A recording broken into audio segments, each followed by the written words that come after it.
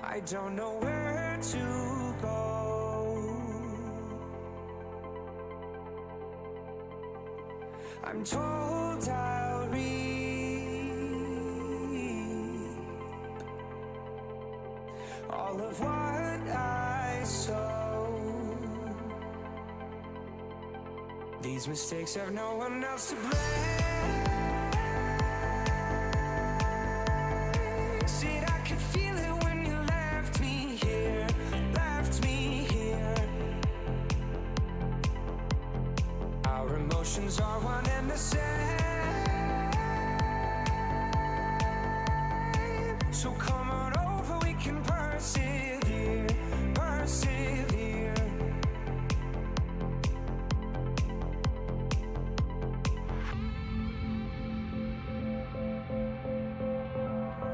So come on over, we can persevere.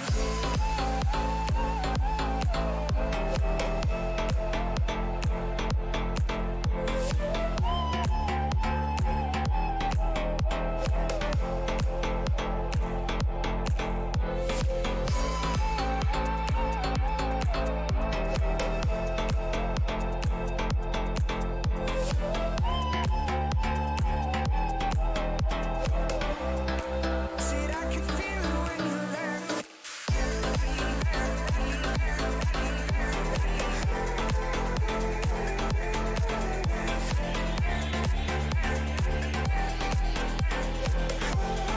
Said I could feel it when you left.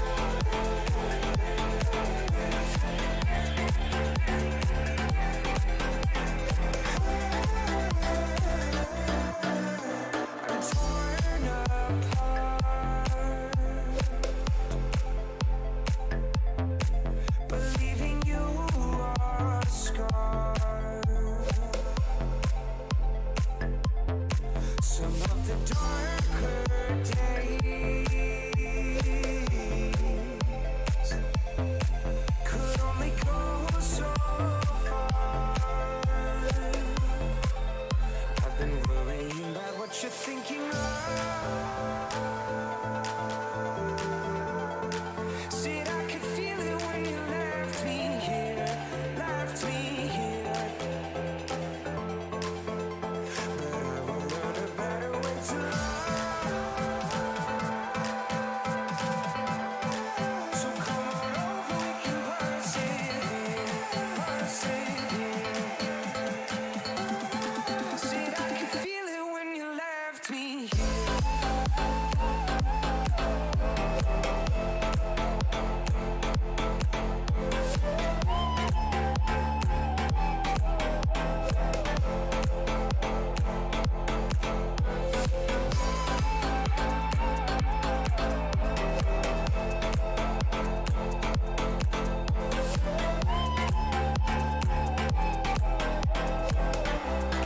Said I could feel it when you left.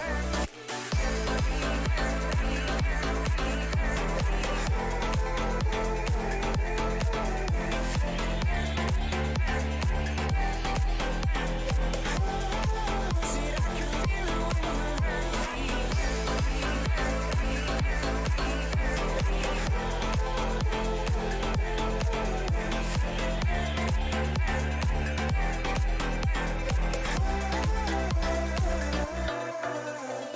Back to start.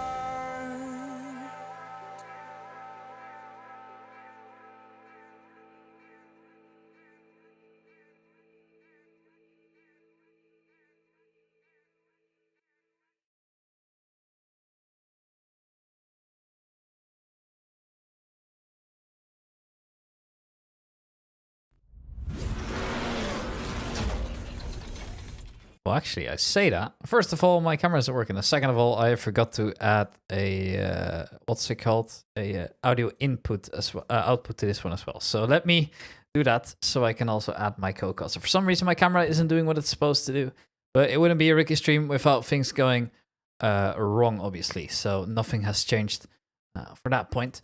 So anyways, now you are also on stream. The only thing not on stream is my camera for whatever reason.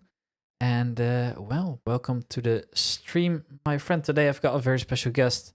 Yeah, welcome, Malbor. Please introduce yourself. Hey everybody. My name is, or well, my username is Sleepy Mau Mau, but I prefer if y'all called me Mau Mau, Sleepy, or Christian. And I'm also a caster. I've done work with other games, but this is my first foray into the sim racing or just racing in general as a sport and genre. So I'm excited to be here.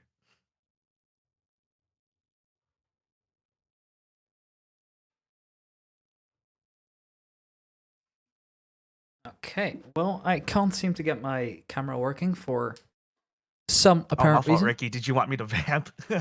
No, I don't. No, I was just trying to fix my camera, but for some reason it's not doing what it's supposed to do. So yeah, I guess we're cameraless now. It's weird because I just tried to reactivate it and it says that there's no other devices plugged in anyway. So some other oh wait, I think I know of it. I think it's the Video Ninja using it. Oh well, it is what it is. Anyways, well, we should be getting ready to race soon.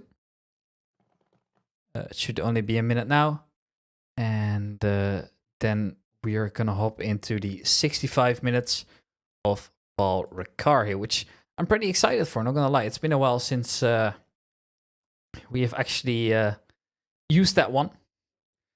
It's not that popular in the game for multiple reasons, but it is what it is.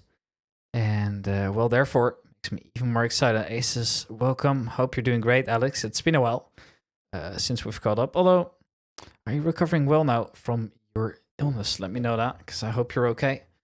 As we are getting ready here to hop into the qualifying for the first time. And I'm very excited to see what I've done here, as we've got no clue. Right, 3 minutes of waiting time for everybody to finish their laps, and then we should be headed into the qualifying.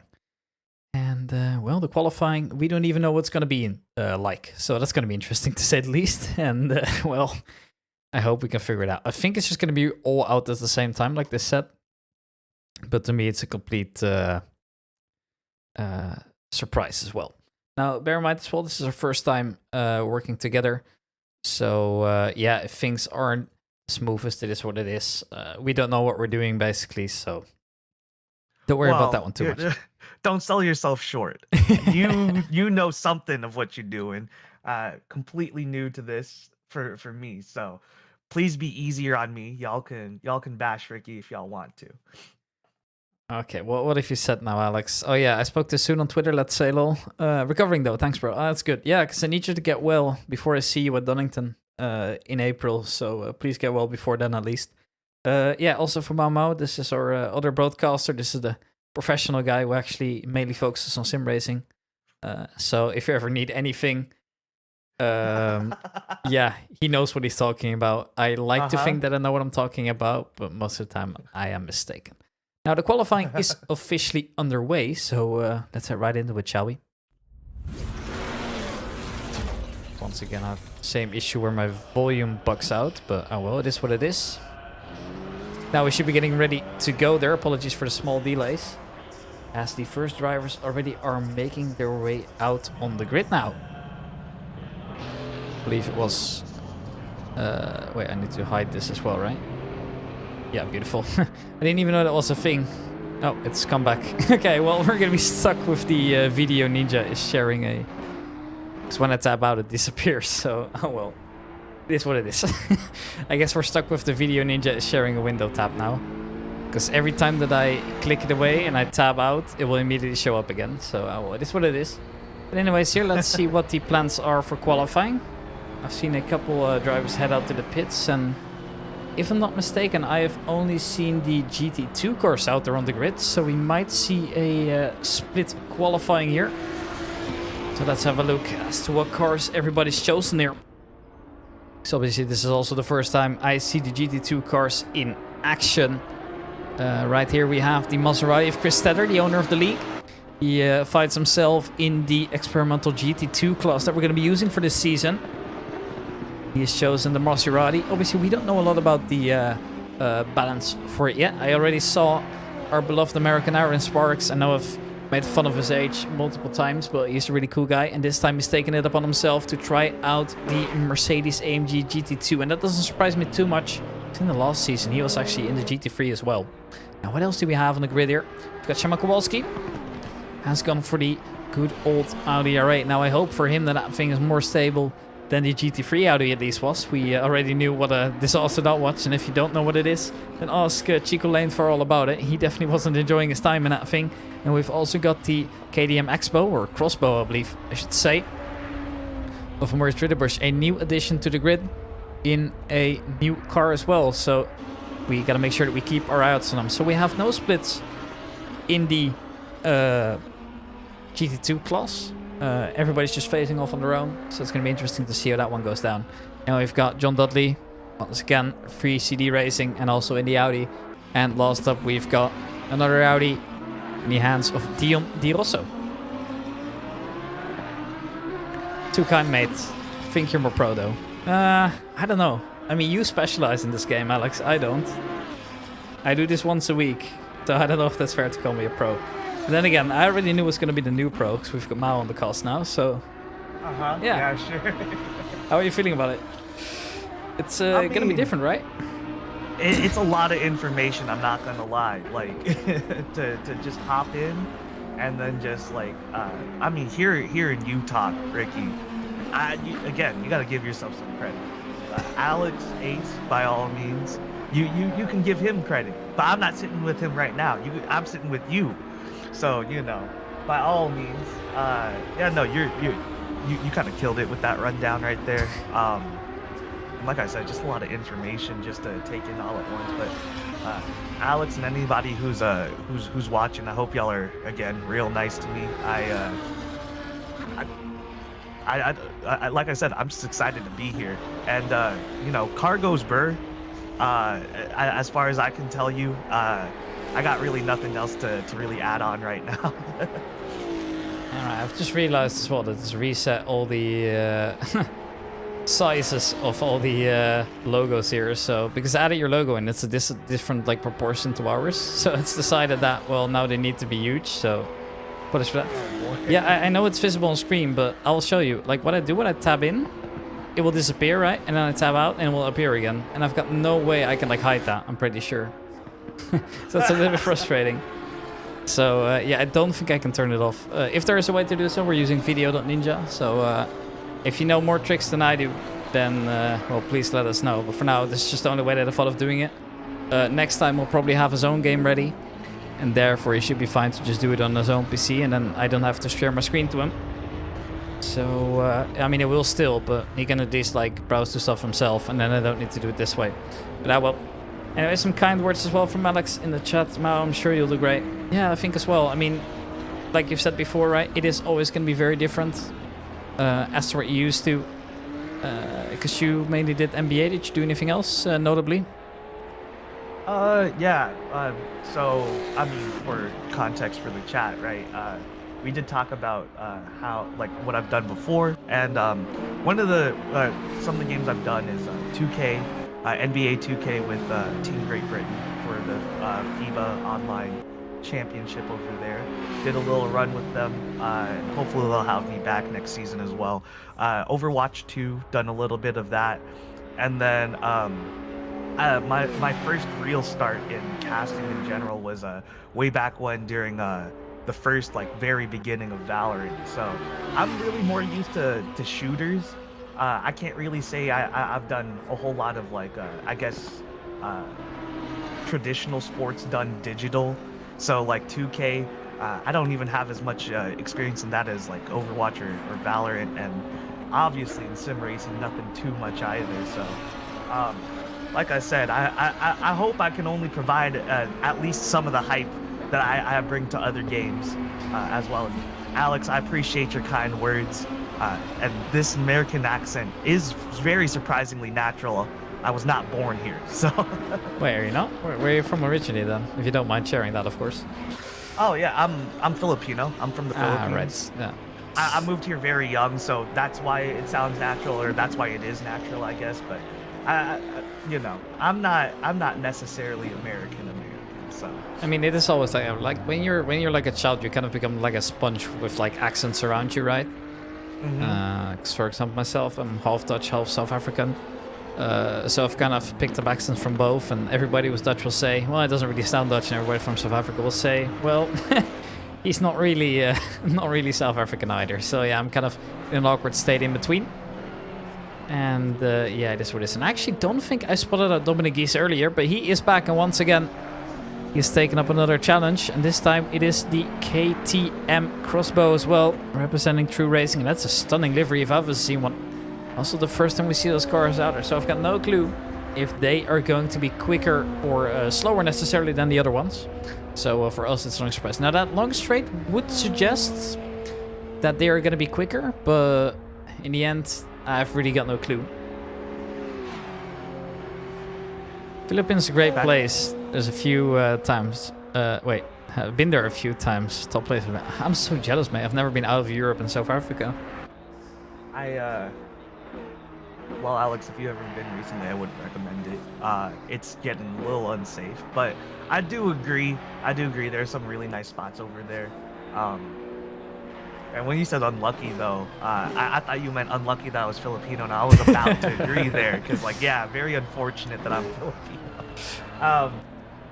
It's all jokes, but yeah, no, fair point. I mean, I feel like everybody hates certain things about the country anyways, because, for example, what might be like... It comes from concern, right? And yeah, love for exactly. your own people, so it's like, it's not really... If anybody else were to say it, you know, there'd be a problem. But hey, I'm Filipino, you know, I feel like I have a say in what our people are like. So yeah, fair enough, mate. Right, what else do we have here? Hey, Shameless Outgoing. That is Tommaso Bocci. No, and I'm cancelled. Yeah, you are. We've now cancelled Alex. We promote Mau Mau to the main caster. This time we only need one at a minimum, though, because we've only got one server running, which is, well, a blessing and a curse sometimes. So curious as well how that was going to play out with traffic in the end there, because obviously just GT2s are going to have different lap times, and the skill level between the GT2 drivers in between, as well as having multiple splits of GT3, I think it's going to get a little bit messy out there tonight.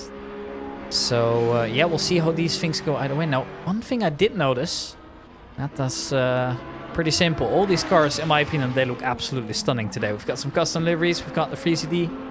I also really liked what I believe it was. Who was it now that I just spectated? Oh yeah, there it was. It was Dominic Gies back in the pits now, but also really enjoyed this livery. And actually, they're coming in because look at this. It is almost 10 minutes past in the qualifying, which means we are gonna now head over to a new split, which is either gonna be the GT2 split 1 or 2. I'm not sure myself. Nice little Tokyo Drift there coming in from Neil Archer. So we'll see how this goes. However, what you'll learn is Ricky takes the piss on me for being Welsh. Yeah, I do that to everybody. Casual racism is totally allowed in the Amigos Racing League.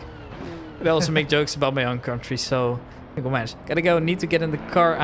See you later, have a nice stream. Thank you, mate. Thank you, mate. I hope you enjoy watching it back here, as we see all the GT2 cars now go back towards the pit lane.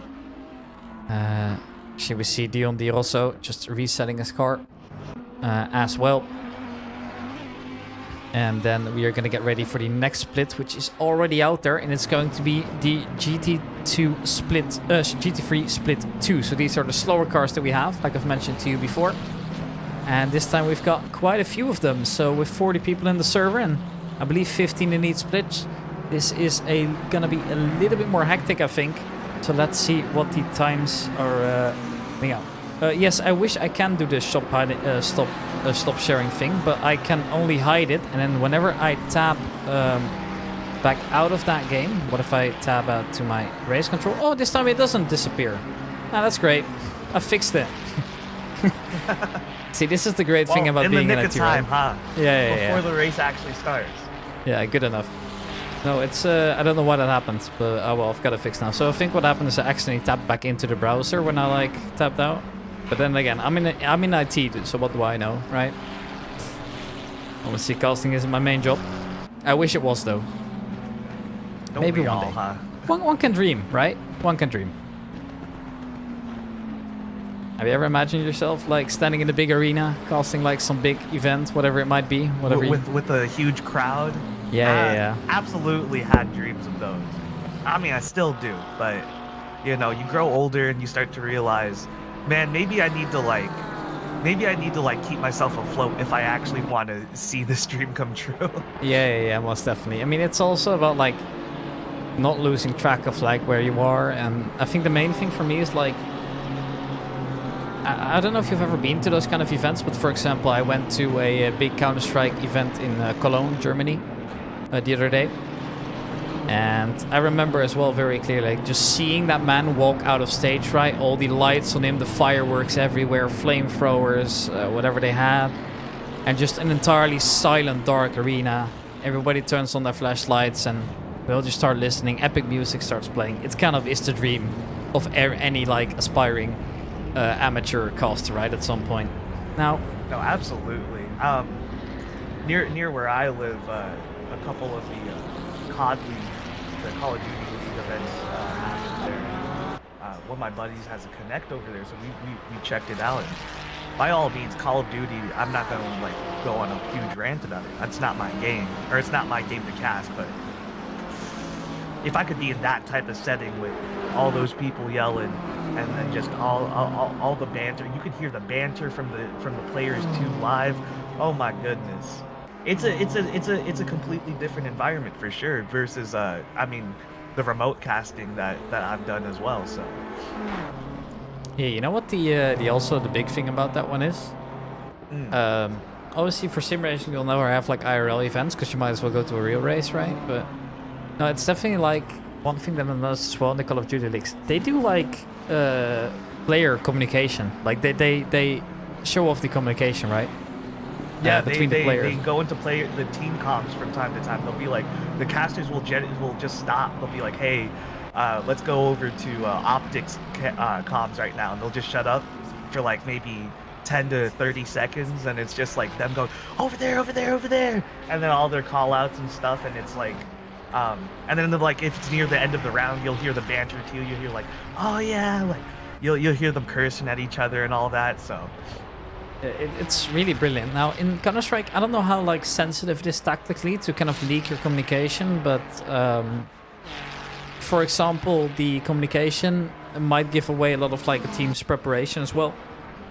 So therefore, yeah, I don't think definitely. it would have Slower been paced okay. game. Yeah, I don't think Yeah. it would be like okay in Counter-Strike, although I do think it would be a really sick feature to have. But you know, it's just so private how you communicate. So in that sense, it's kind of a shame. Now, to give you some reference points here, the top 5 currently is all GT2 cars, I believe. Or actually, no, what am I saying? Both splits out now. Didn't even notice that before. It was Silver to get out first, but now the other group has joined them as well. Yeah, but basically the GT3s are slightly quicker at the moment. The top 5 currently consisting of split 1, so the white color. Then we have a split 2 driver in Marco Lowry, currently set in P6, so some pretty impressive times coming in already. And I'm curious to see where we see the GT2s at the end of the race. That's going to be the most interesting thing for me, right? How can they fare against the GT3s in terms of just raw pace? At the moment, it's all not looking too great, I gotta admit it. The fastest GT3 driver currently is Szymon Kowalski. He was the one to qualify on top in his split. And he's currently set in P8 already, and there's still 15 minutes left to try and improve on those times. So, not looking too bright for the GT2s, I'd argue. No, yeah, the straightaway doesn't seem to be doing them too many favors in terms of their overall lap time. So it is going to be interesting to see how the race pans out with all the traffic out there too. So as like you said, as it looks, GT3s are looking, you know, to be on time, to just be quicker on pace. But I would like to see a GT2 try to, you know, it's not their split, but try to be competitive with the GT3s.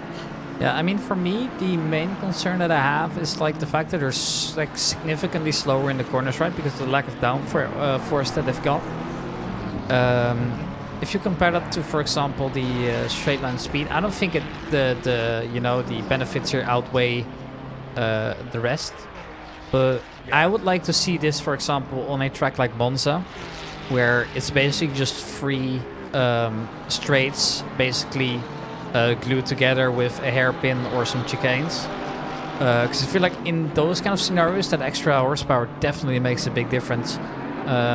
But I'm really glad we have some variety, because for me, you know, the GT3s, they kind of become boring after a while. So just seeing some extra new cars that I haven't really seen before is always a good addition. And we've got my favorite track in the game now, so I'm a happy man. Harry Howard resetting into the pits. Believe he spun out there. It was too late to catch you there.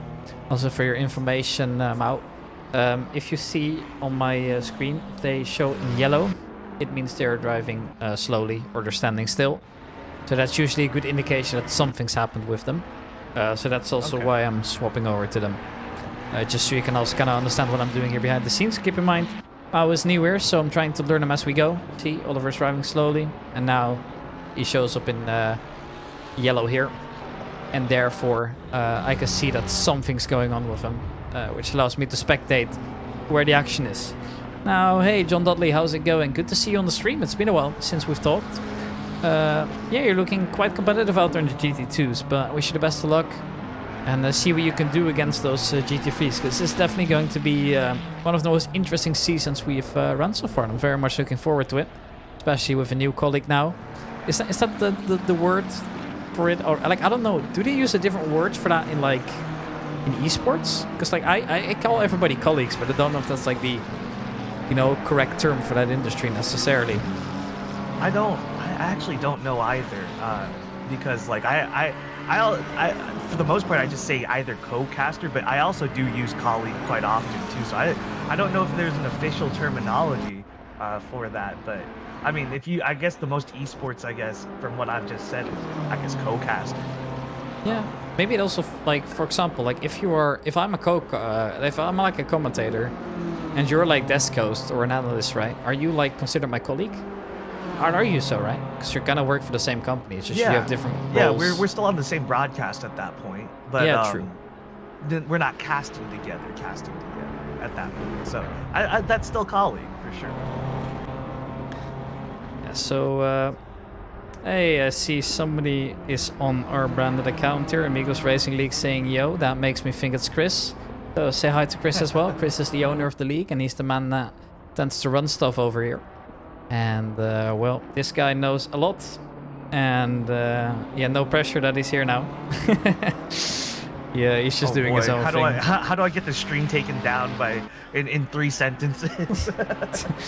Yeah. No, I mean, yeah, you're not in stealth. We can see your message, and actually to make it even worse, you're also aligned in like yellow. It's highlighted. Yeah. It's highlighted in lighter gray, and it's a yellow username. It's really hard to miss. Run away, leave it to John. Yeah, although we still will see you as the face of the league anyway, so you'll be fine. But he's trying to be stealthy, so we'll just let him do it. Kind of reminds me of, do you know like these games like Assassin's Creed and Hitman and those kind of games? Whenever you have like an option to be stealthy, but in the end it's just going to be everybody running towards you while you have a gun. Yeah. You mess up the like one thing, yeah. You hear the oh, everybody's caught on you. Yeah, that's gonna be interesting to see how that one pans out. Oh, damn pickle, that is not the way you're supposed to go, my friend. Big shunt in the wall. That's gonna be a reset for sure. Damn pickles with a big hit early on. Now, luckily nobody is hurt, unless the force feedback got to him, of course. But there he goes, resets into the pits. And yeah, let go of your wheel. Let go of your wheels, y'all. Don't break your arms. Yeah, I've been there. Like I'm on a G29, right? Kind of the most basic of wheels, but even then, I feel like I sometimes get hurt. But yeah, I want to upgrade soon, like, but I'm poor. Chris, please pay me. I mean, still. Damn, mate, that ain't the line. Yeah, I was thinking actually of, you know, pulling out the class so you can't park there, mate. But that one works as well, I suppose. So I don't know if you do this in like American motorsports as well before, especially in British motorsports. I know they do it, but when there's like a car stranded somewhere, right, or it's hit the wall, and then it's just like standing there still, or spark somewhere for technical issue, everybody always say you can't park there, mate. But I don't know if that's like such a British thing to do, but I've kind of picked it up now. It's quite funny. Now looking at the times here, how are things looking? It's currently Elliot Watts continuing his good streak. He was one of the quickest out there in the last events that I've seen him in. And we also have Nico Handke, the German driver, doing really, really well. And this is what it looks like if you don't sync your livery properly, lads. See, it's just carbon, nothing else in the car. Love me some carbon fiber in real life, but Saving weight, right? no, it's very jarringly plain in this in the whole grid of just like all these colorful liveries. I've actually just seen that. Chris actually beat me to it. Yeah, I can't park there, Dan. No, absolutely correct.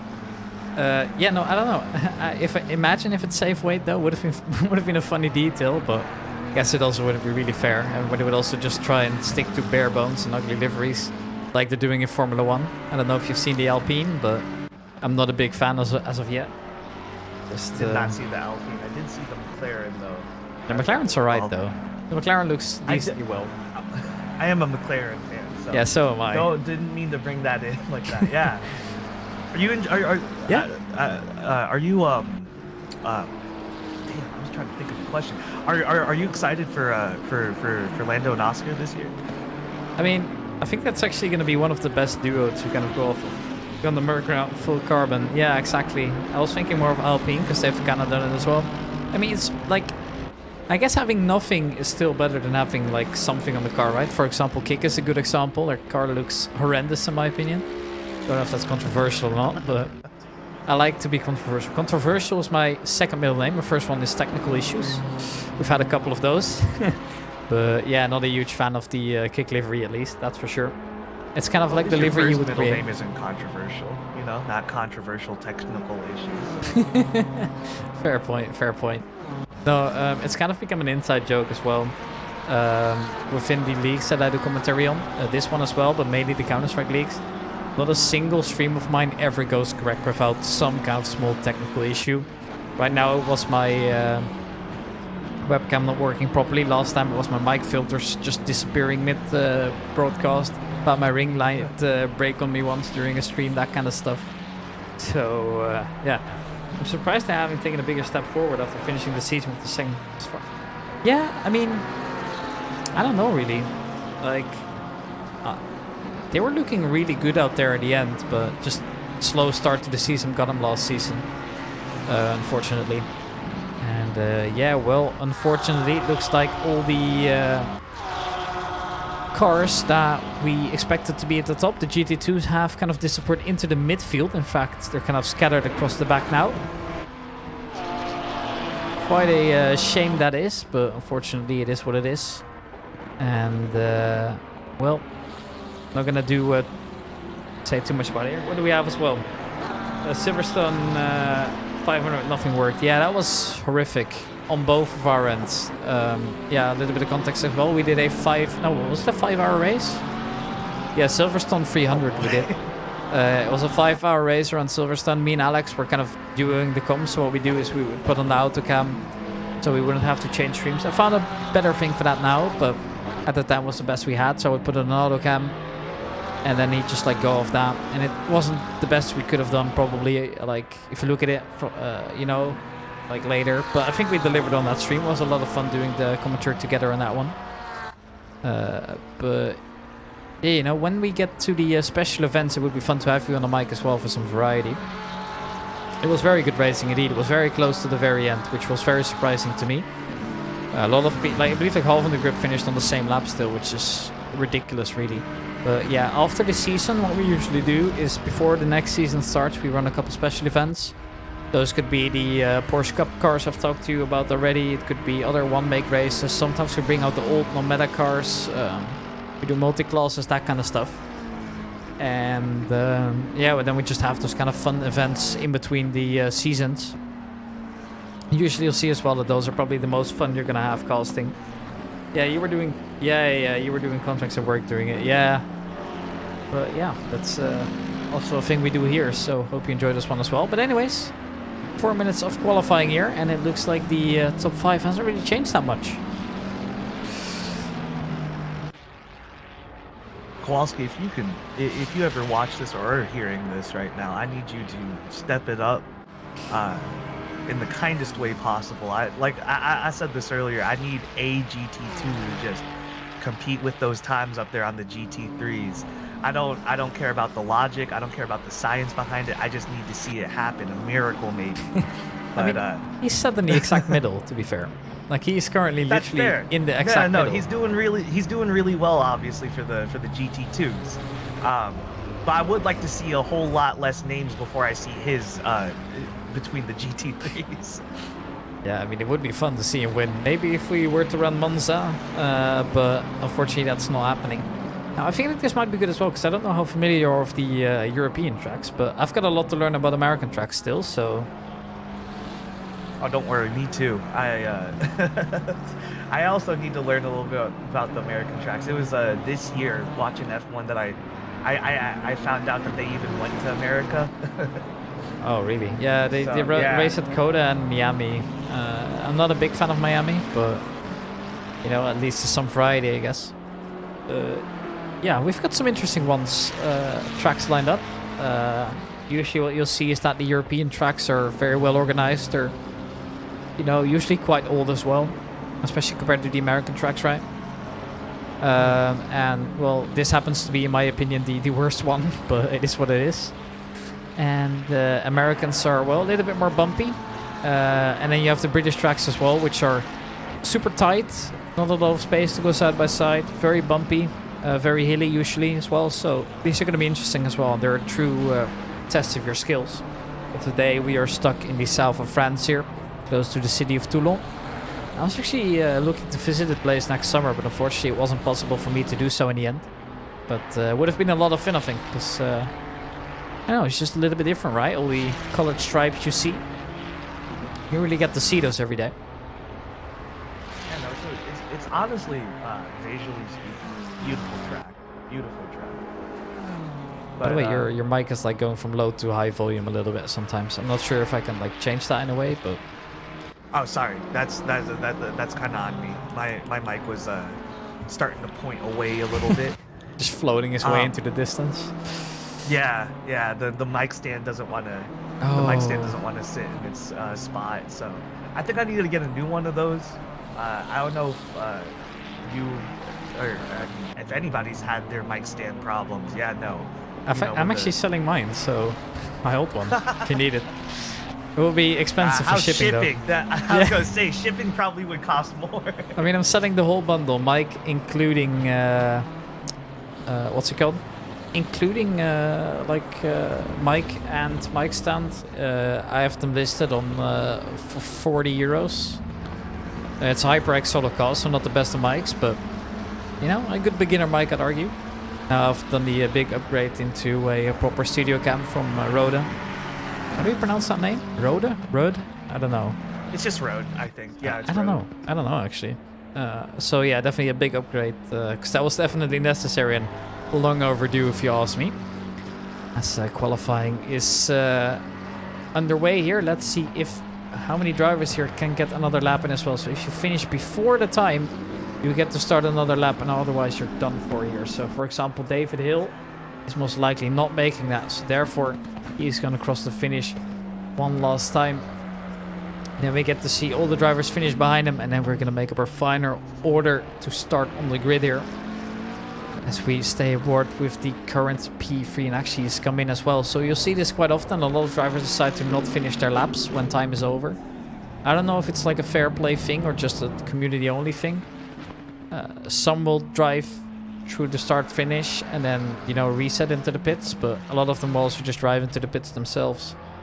I don't think there's official like ruling on that, but I feel like it's kind of just like a manners thing, right? To head into the pits instead, so everybody gets the same amount of laps in a fair way. Because obviously in real life you wouldn't be able to, you know, rejoin either. Ooh, Jason Pooty's had a big one.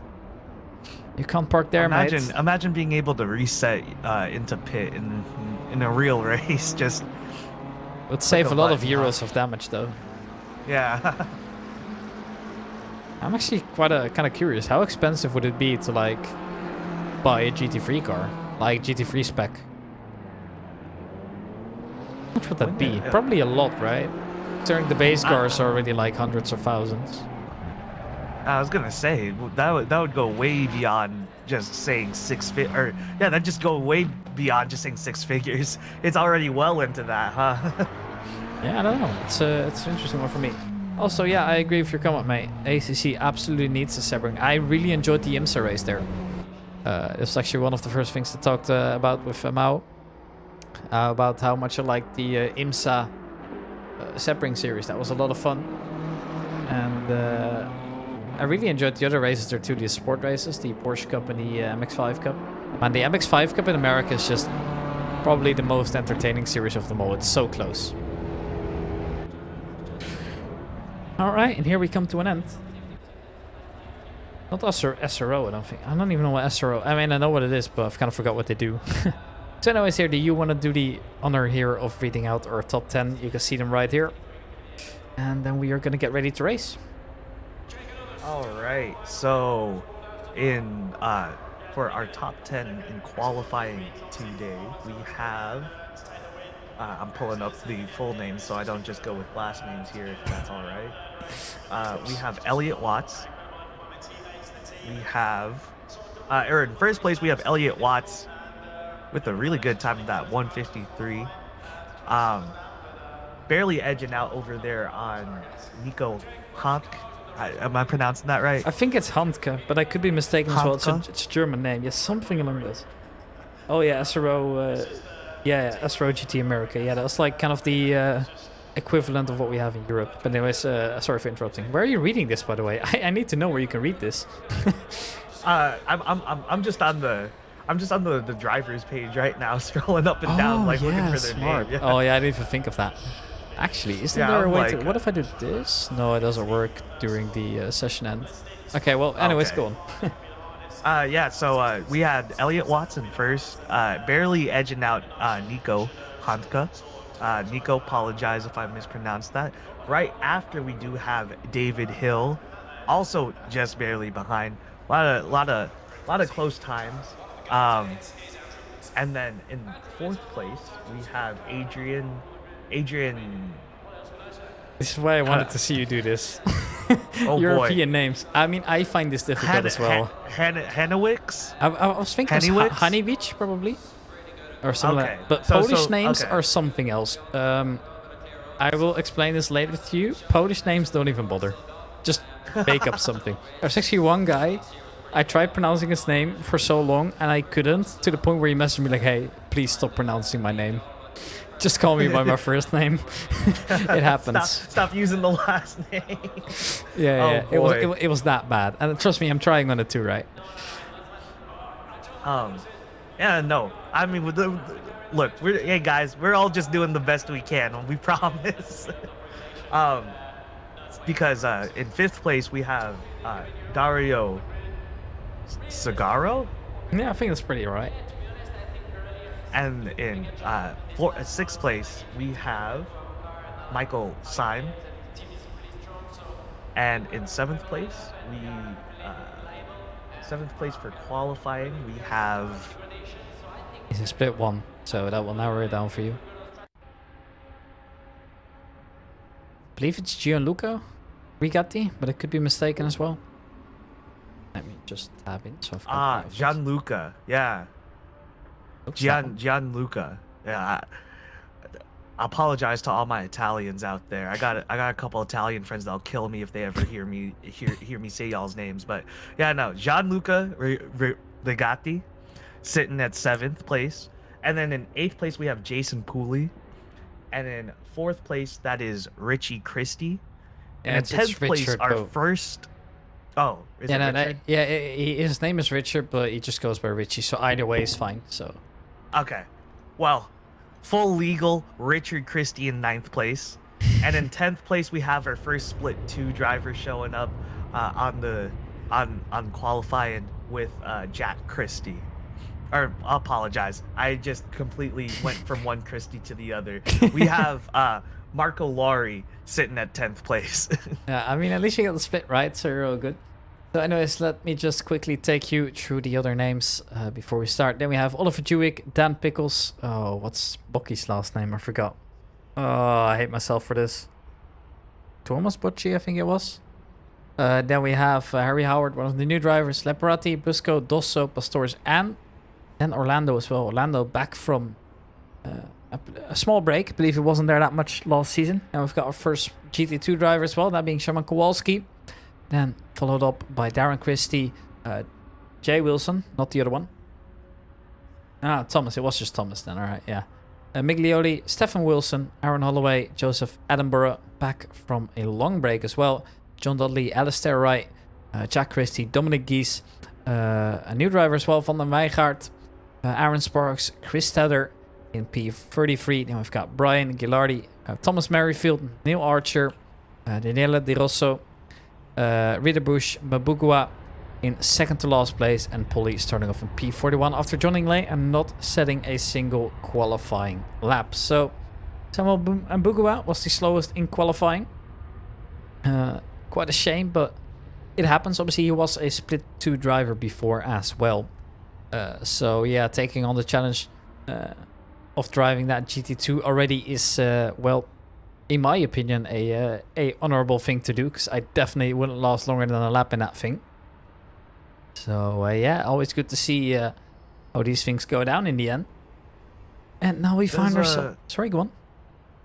I was just gonna make a quip. Does Joseph get a lot of jokes about being related to David Attenborough? Oh, I don't know, actually. I haven't really talked to Joseph that much. I don't think we've actually interacted much at all. He's not that chatty. You'll see a couple drivers show up as well. Like, by any means, feel free to interact with them, talk with them in general, chat. We're often hanging out somewhere as well. Some people are doing ACC laps. We're playing the new Le Mans game, Mans Ultimate, and that kind of stuff. We're doing some special events from time to time as well. We used to run Wreckfest for a while. That was a lot of fun.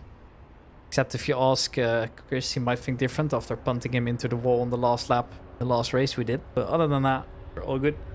Now, okay, it's Ridderbush. Yeah, that's what I'm thinking. That's what I was thinking as well. Like, with that name, he's from Switzerland, so that could mean any of 3 languages, but most likely it's going to be German.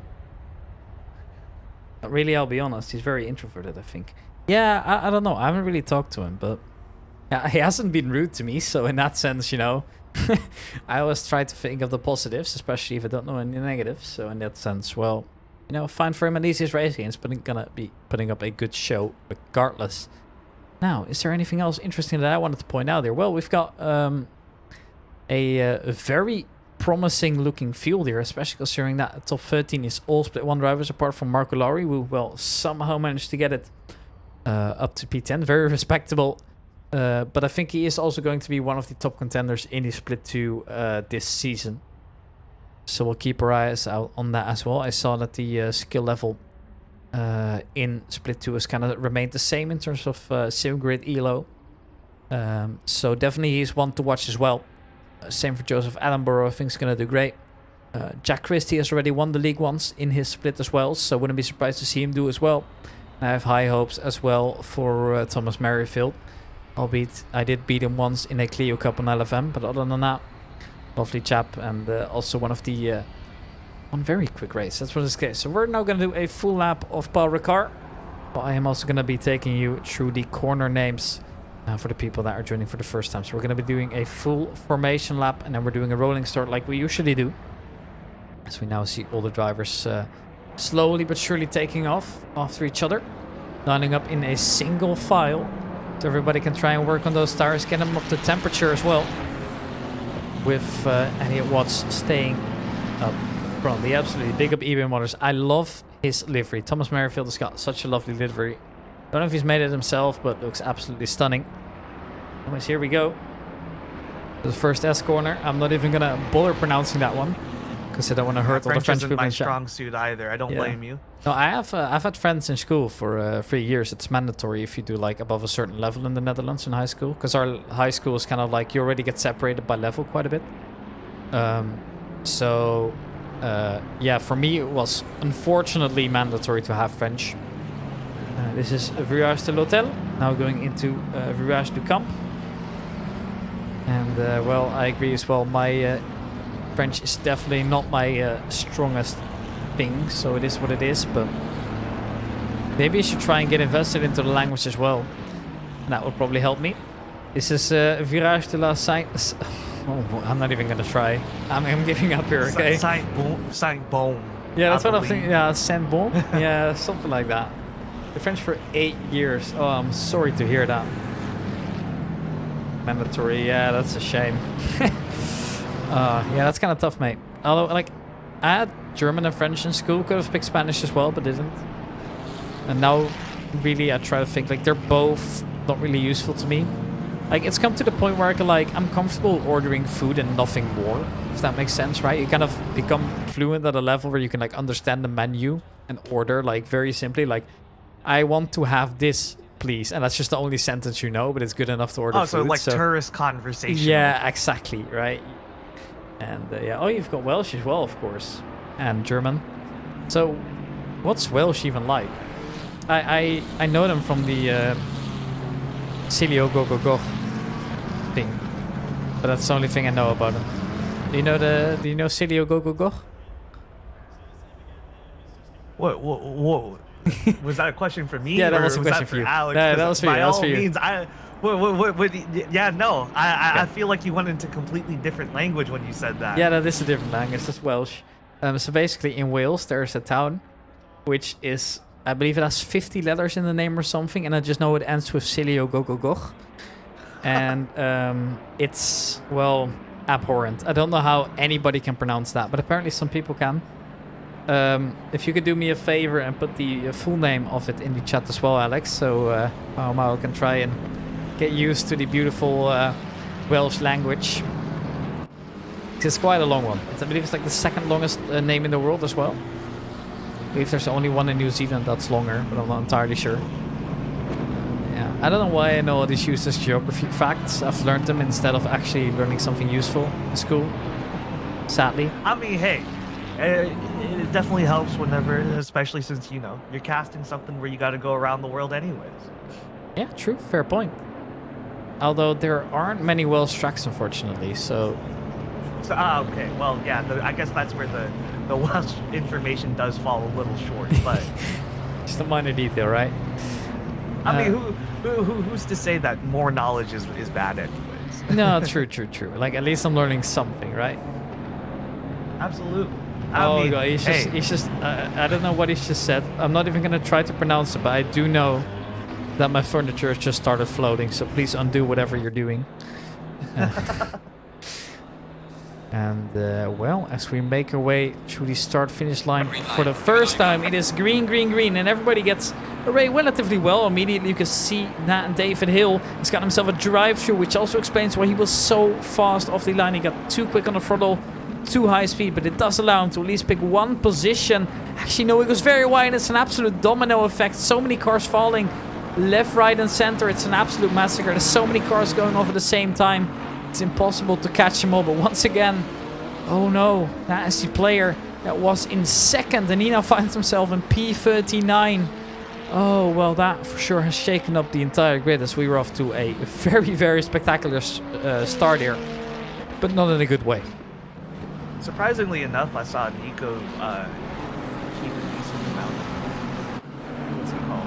A decent amount of position, considering that we did see the yellow light go up right next to his name for quite some time too. Yeah, I mean, it kind of went for everybody at that point.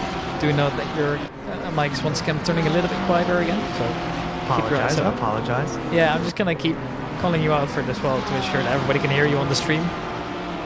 Would be pretty handy, I think. I do appreciate that by all means. Solo casting, I would never catch that. No, exactly. I mean, that's why you've always got chat to kind of help you out as well, right? But obviously in the end, never going to be easy. Now, we did see a couple drivers go wide here. Tiny bit at least, but very marginal. Currently we're with Harry Howard.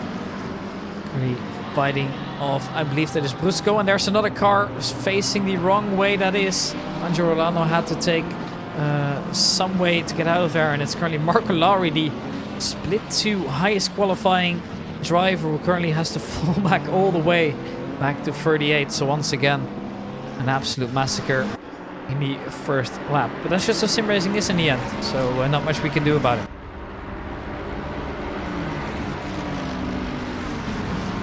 Alright, now you can see as well, I've swapped over to the view race, where I can now see what all the drivers are doing. You know, if they lose or gain a position, it isn't. It's trying to update full time, but real time. But in the end, it never really does because there's so much going on at the same time. But yeah, I like listening to Ricky and Mao because they're great. Hey, oh okay, that's very nice of you. I didn't actually spot the word Mao in there at first. But yeah, Welsh is just such a fascinating language to me, man.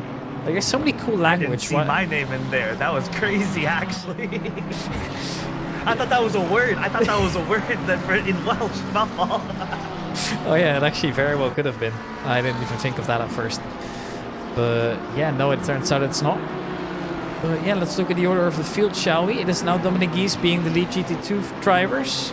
In P15 he is at the moment. Now on the main straight we can just see if he has some extra pace here.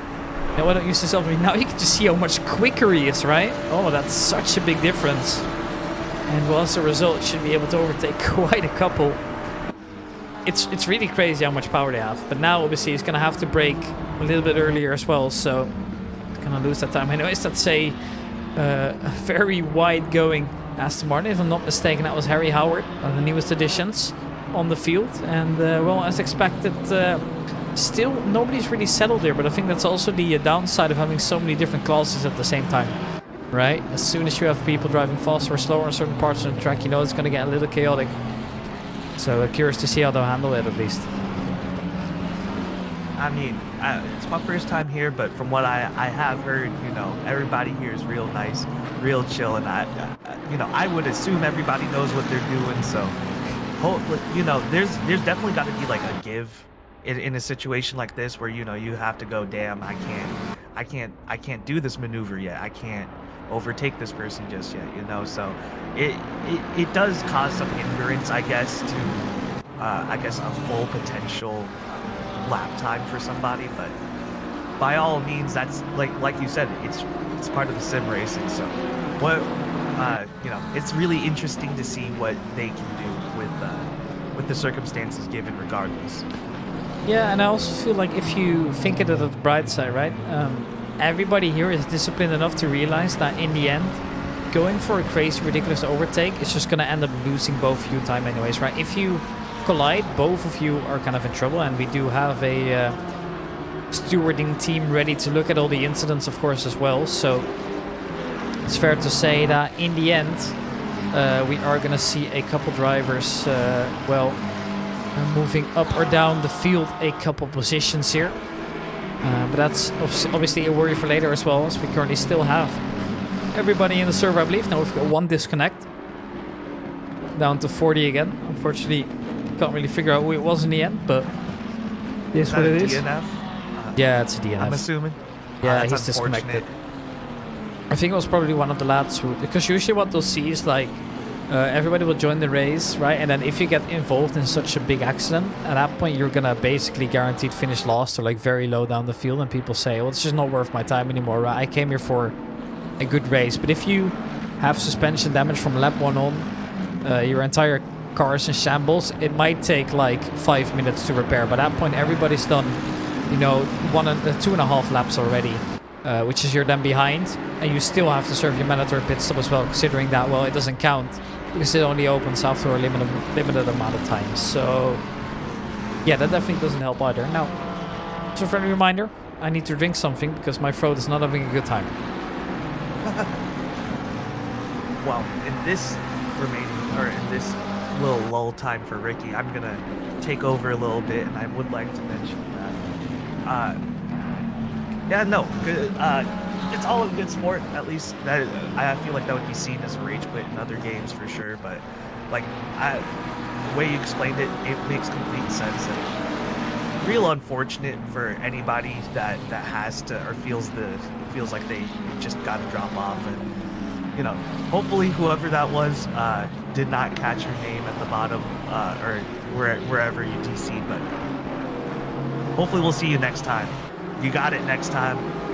Look, I'm here. I don't got any favoritisms yet. So by all means, every single one of y'all in this race right now, if you watch the VOD or are watching right now, just know that Mau is 100% rooting for all of y'all. For now. Yeah, for now. As you said before. For now. That's also the thing, obviously, right? At some point you get to interact with some people in the community as well, and at that point you'll definitely have your favoritism. I don't really have any I think either, although I do like to see the underdog win, so I might not have like a clear favorite team. Obviously, there's a couple of drivers that I like because they're just super nice to talk to. I've talked to them for a bit, you know. For example, somebody like Chris Tedder is always going to be closer to me because, well, obviously I've raced with him as well in Breakfast in the special events. I've talked to him a lot because I'm doing the commentary, of course. So obviously I know more about him, and therefore I feel more of a connection to him than I feel to, for example, some of the newer lads who I've never seen before. Now, don't worry about the overtaking things here. That's a bug that is in race control here. Totally, it wasn't that everybody lost one position there. That's just how the game is sometimes. Okay, I was gonna ask if that was if that was like, oh my gosh, everybody just went up. Yeah. Everybody lost one position. Don't know how they've done it. Somebody just came by at light speed and overtook everybody. So fast that the camera couldn't even catch him in the end. Now I see a yellow flag, but what has actually happened? Well, by the time I've swapped over, it's already gone. So I guess we'll never know. But yeah, we do have replays, but I don't like him very much, so I'm gonna try and keep away. Yeah, Mao is like a supportive mom. Yeah, I mean, it's good to have, though. Everybody needs a like overly supportive mom in their life, I think, right? Just cheering you on at football practice, even though you know you're playing in the lowest division. Yeah. Yeah. You don't have any, you know, even if you don't have the chances to move up to the actual club, by all means, I'm still going to be there. I'm gonna drive you to your practices, I promise. You know, the thing about it is, well, like, my mom was not supportive, like, of me getting into the commentary business. Well, Felt that one. no, I mean, I guess I kind of understand it as well, because, like, before this, I used to, like, obviously I still study full-time, right? So I study IT full-time, and this is something that I do as, like, my side job now. Now, in the races, obviously in the sim racing business, she doesn't mind the sim racing too much, I think, but obviously I mainly do shooters, and she's not a big fan of shooter games, right? And it kind of makes sense as well, I guess. But yeah, she wasn't really exactly hyped about me sitting in my room for hours staring at a screen, which I guess is also understandable, because when I worked at a theme park before, it's like you go out, right? You meet people, you're social, you're in the sun all day. And, well, Yeah, I you're kind of understand actually it as well. So. Touching grass, as the kids say. Oh yeah, that's what they say nowadays. Well, I don't know how old you are, but I'm 21 and I can already feel that I'm slowly, like, but surely disconnecting from the lower generation that's starting to play game at a high level now. So I already feel that I'm only pain. 24, so I've felt 3 more years of that than you so far. I mean, it's mainly when they come up with new slang. Like, I always thought that I was like, you know, how do you do, fellow kids? I always feel like I was able to catch up quite well with all the new slang and stuff, but now I've just completely lost it. Ever after I heard the word skibbity toilet, it was just over for me. At that point, I've never recovered. I think that's like a generation below both of us, actually. I don't, like, yeah, no, that's something that makes me genuinely feel ancient, actually. Yeah, but for me, it's also kind of difficult, right? Because, like, I'm not old enough to be a 90s kid, and I do share some things in common, like Pokemon, right? That kind of stuff. But then again, like, I also don't associate myself with, like, the Fortnite generation, if that makes sense. Right? Yeah. So I kind of feel just, like, awkwardly in the middle, kind of. I mean, I feel that I am a 90s kid, technically. The very final 2004, year, right? or, yeah, 2000, sorry. Yeah. I mean, Or, that makes well, sense. 99. Yeah, Yeah, but if you're 99, you're a 90s kid. That's just how it is. Well, then, like, you talk to, like, kids who are actually born earlier into the 90s, and they're like, you're not a 90s kid, you're just a 2000s kid in disguise. And I'm like, huh. And I'm like, you know, I kind of feel like I don't really belong in either generation sometimes either. You're kind of like in the awkward place in the middle, just like me, you know. Because it's not as like I guess not as defined, where, like, you know, you're from the 2000s, but then, like, at the same time, it is a very similar situation. Also, that was a major spin out. Yeah, Martin Bryan not having the greatest of moments there. Ricky, I want to join your generation. I mean, I don't even know what generation I'm in. I don't even know I don't even know like the technical Right? names for it. Like, I don't know. I also don't feel like I was ever like the kid that kind of 'Cause fell it's- into those boxes, right? Because I always had like different interests than like most people, I guess. If that makes sense. Yeah, like, so, I mean, like you said, there's some things like they're slightly older than quote unquote our time that we were into, but then at the same time, it's like we're not into the same stuff that was released when we were actually growing up, like everybody else. So, yeah, no, it's weird. Sometimes I get like I used to like say, oh, I'm a millennial, but then I realized like I read into it. The years 99 is not within the years for the millennial generation. But then like they're going Gen Z. I'm like, I don't know what half of this like List where half is- of this spawns from. yeah, exactly. That's the kind of struggle that I have as well, right? And I don't know if I'm just like too old school, like just like not, you know, modern enough in that sense, I guess. Oof, that's a big spin going on. He only just barely keeps it out of control. That was one of the Wilsons, I believe. Indeed, it was John Wilson. Barely able Excellent save. to, barely able to keep the BMW M4 on the track, but he's managed though. Might still lose the position here to Angelo Orlando, making his way past now in the Ferrari 296, and John Wilson tries to stick around the inside here. Ferrari's leaving him the space, but now on the outside, I think that one's unfortunately done for unless he gets a significantly better exit. Keep him what you can. Slipstream for quite a while now, so maybe he's able to open up attack later on in the straight here, and there he goes. Waves towards the inside here. Does he have enough space? No, not quite. He's going to have to slot in behind.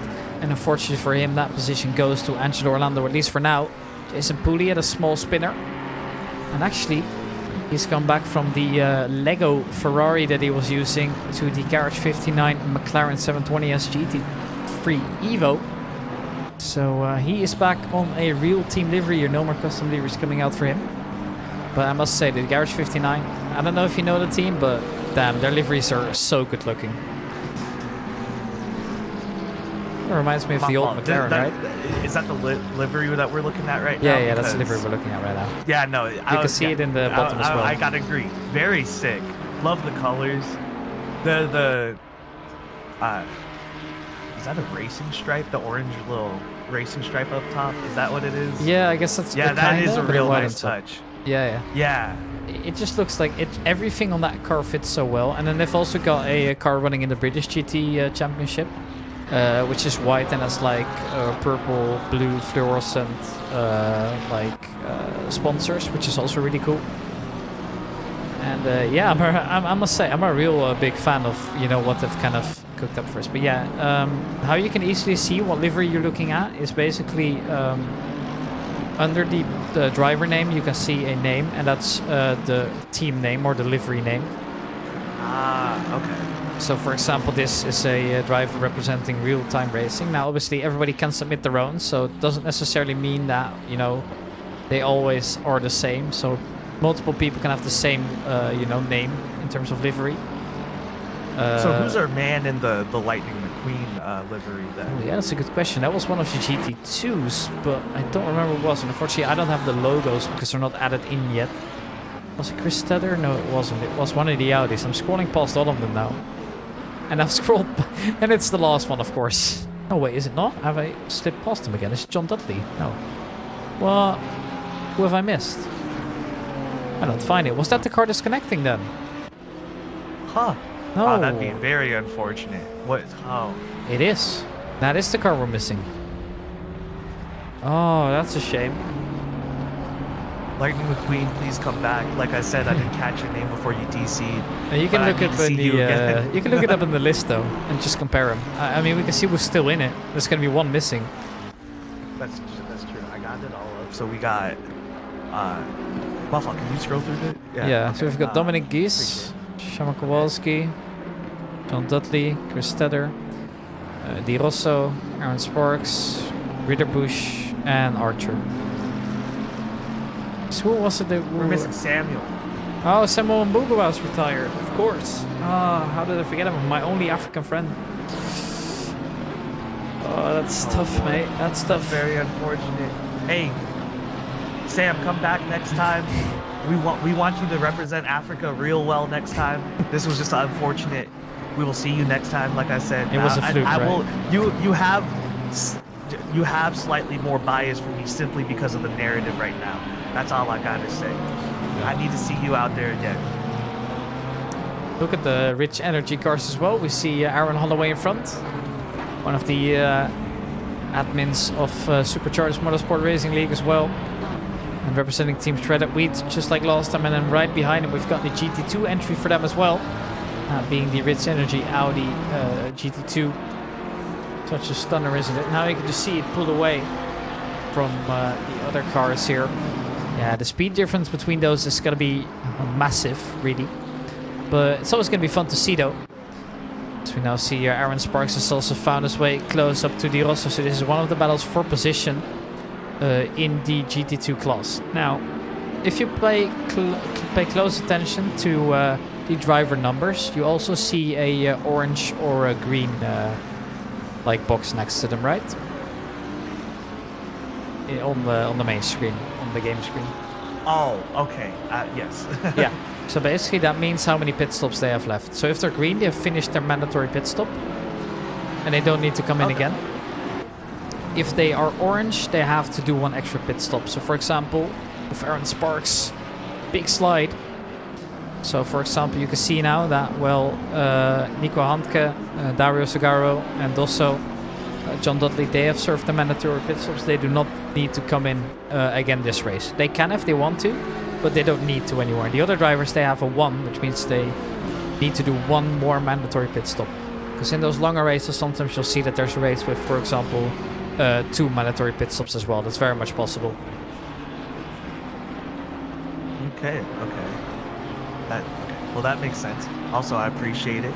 Again, well, I don't want to just keep saying thank you for every piece of information You don't need to. You tell me, Ricky. But yeah, as you know, I appreciate it.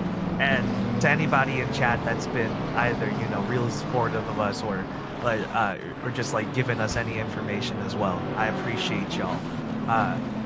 But yeah, no, good to know that everybody near the bottom doesn't really need that pit stop. Hopefully, Nico can make up this 23-second gap, but I feel like that's a tough ask, isn't it?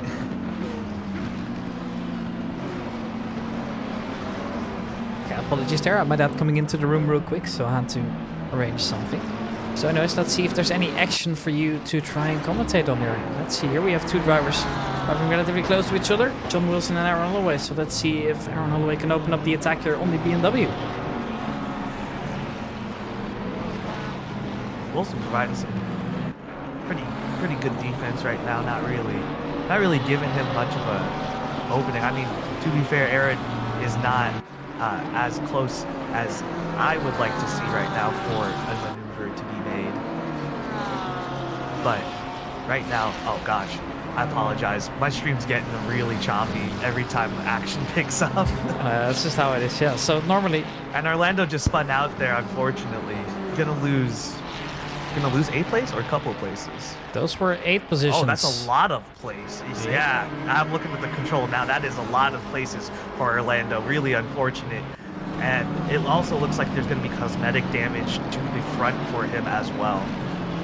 Yeah, so it's just going to be a minor bodywork damage. It shouldn't affect him too much, but considering he still has to serve his mandatory pit stop anyways, I assume he's going to come in soon and try and take them back here. Richard Christie made a small mistake, lost 2 positions just now. It was the BMW sliding through as well as Michael Syme. So unfortunately, Richard Christie was going to try to make up those positions and immediately dives into the pit lane as well to serve his mandatory pit stop. So we'll keep an eye out on that battle as well. Now Aaron Sparks just lost the position. It is the Audi coming through. Aaron Sparks is not having the greatest of time in the Mercedes, at least for now. Although I most definitely think that we could still recover from this. I mean, there's still a long way to go. So we should keep an eye out on that battle for later on as well. Now, obviously, when you pit, you're going to lose a lot of positions. For example, look at this, right? Look at how many positions Christie's just lost by pitting alone. But you're going to gain those back because everybody's going to have to pit stop, right? So that doesn't necessarily mean anything. It's only really like where are you going to end up in traffic. who you're going to be fighting. Because if you're stuck behind a slower driver, that might lose you some significant time as well. So you have to time it right. You have to plan when are we going to pit. And usually what you'll see is that the drivers at the back, they tend to pit early. So that they can then race in clean air and try and make up as much time as they can without having to worry about faster people coming up or fighting anybody. And the people that are in the front, they're going to try to pit very late.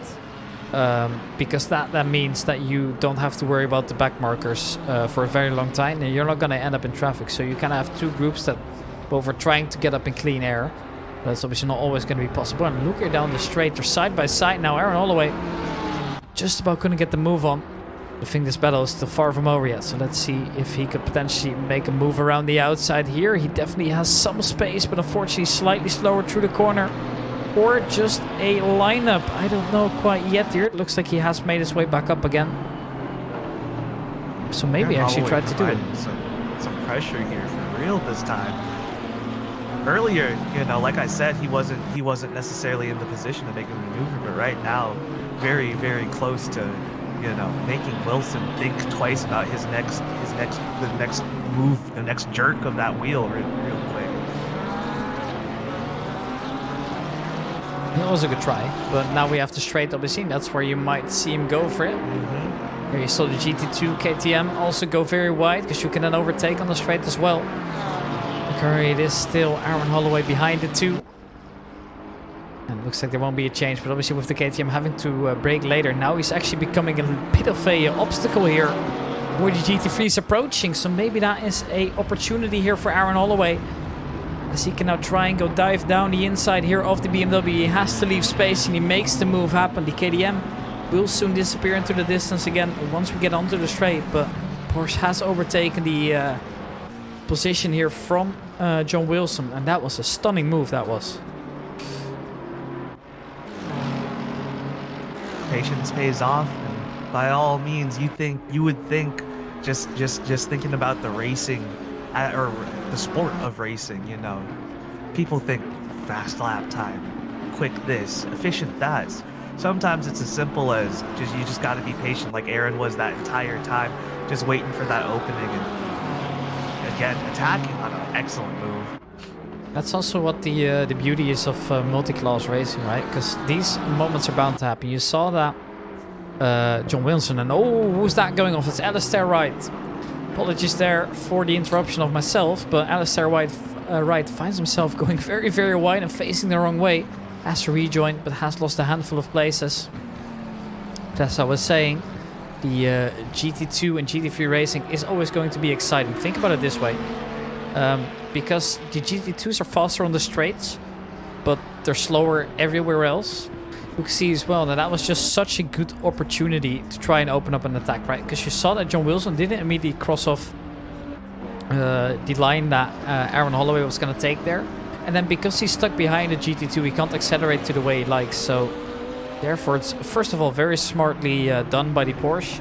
Second of all, John Wilson, well, kind of unfortunate that car was in the way for him, but that's just how it goes sometimes. Dion also, that was quite a bit of curb he took there. And so there will be a ride. And Alistair Wright now coming to serve his mandatory pit stop, as we once again see the Porsche move up, and Marco Lowry only just barely kept it alive. And now you can see as well that the Audi GT2 is getting into the mix here. Marco Lowry fighting his way up here, side by side with the Porsche. Trying his luck there, but the Rich Energy Porsche not giving up quite yet there. This is once again a similar battle as to what we were watching just now. And Marco Lowry, I think he's just about made a position. Yes, indeed he has. Aaron Holloway once again losing the spot.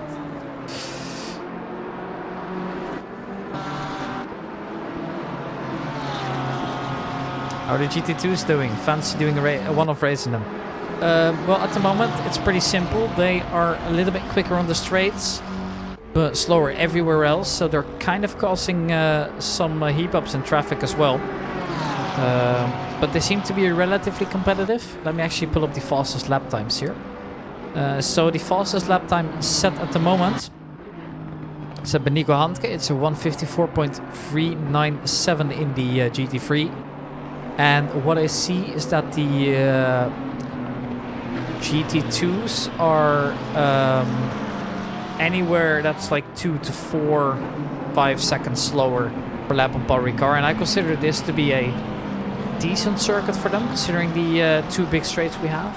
But for example, Monza, I expect them to be quicker as well. So in the end, you're gonna have to choose yourself. But I think it's definitely an interesting addition as well to the league, right? The traffic definitely getting into the way, like we saw before. Oh yeah, it almost feels like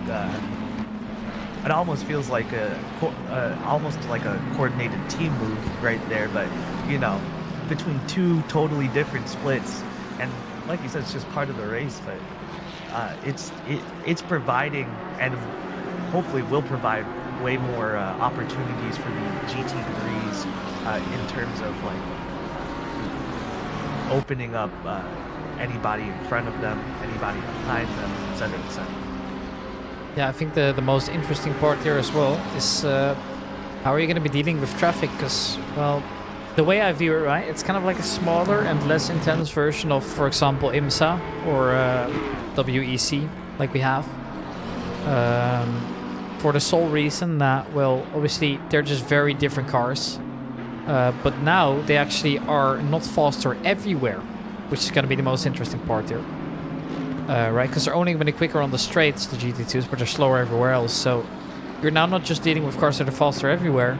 You also have to just make sure that you don't like get stuck behind them on the twistier parts of the track, which is why, in my opinion, this is always going to be a very, very tricky thing to get right here, especially because sometimes it's just luck-based, right? You can't decide where all the GT2s are going to go. So in the end, it's all going to come down to playing your cards right and realizing like where you can pass them and where it's sometimes just better to stick behind them and use their slipstream instead. Absolutely. I mean, there is something to be said about those who loves to take their risks, but I feel like with this type of format, like more logical and technical racing aspects are, I feel like, exemplified with the luck. It sounds like it's a little redundant that, you know, luck plays into having more technical skill, but I feel like the more solid of a overall driver you are everywhere else, you know, the better you are to respond to these, you know, like you said, luck-based situations. Yeah, most definitely, and that's also something you get with experience, right? Yeah, like you can have done so many hot laps, you can have had so many like time attacks, but in the end, you're also gonna learn how and where you can overtake safely. And that's definitely a skill of racecraft that people tend to overlook. As I can now also show you that multiple pits are coming in here. So Shama Kowalski just now, we saw Tomas Bocci coming in, Rigatti as well. So it's also going to be interesting to see how that pans out in the end, because now you can see that the slower drivers, or well, the drivers that were behind, have done their pits, but can they make up some more time to, for example, ensure that people like Joseph Attenborough or Aaron Sparks even perhaps could then fall down once they do their mandatory pit stop, because obviously all the drivers with orange, they're yet to do their pit stops. Now, to give you some information here as well, unfortunately so the pit times are here as well for you to see on your second monitor. Yeah, so you can kind of see now if they're stopped for a short time. Let's see if there's anybody, for example, 8 seconds. That was most likely just a small refuel, right?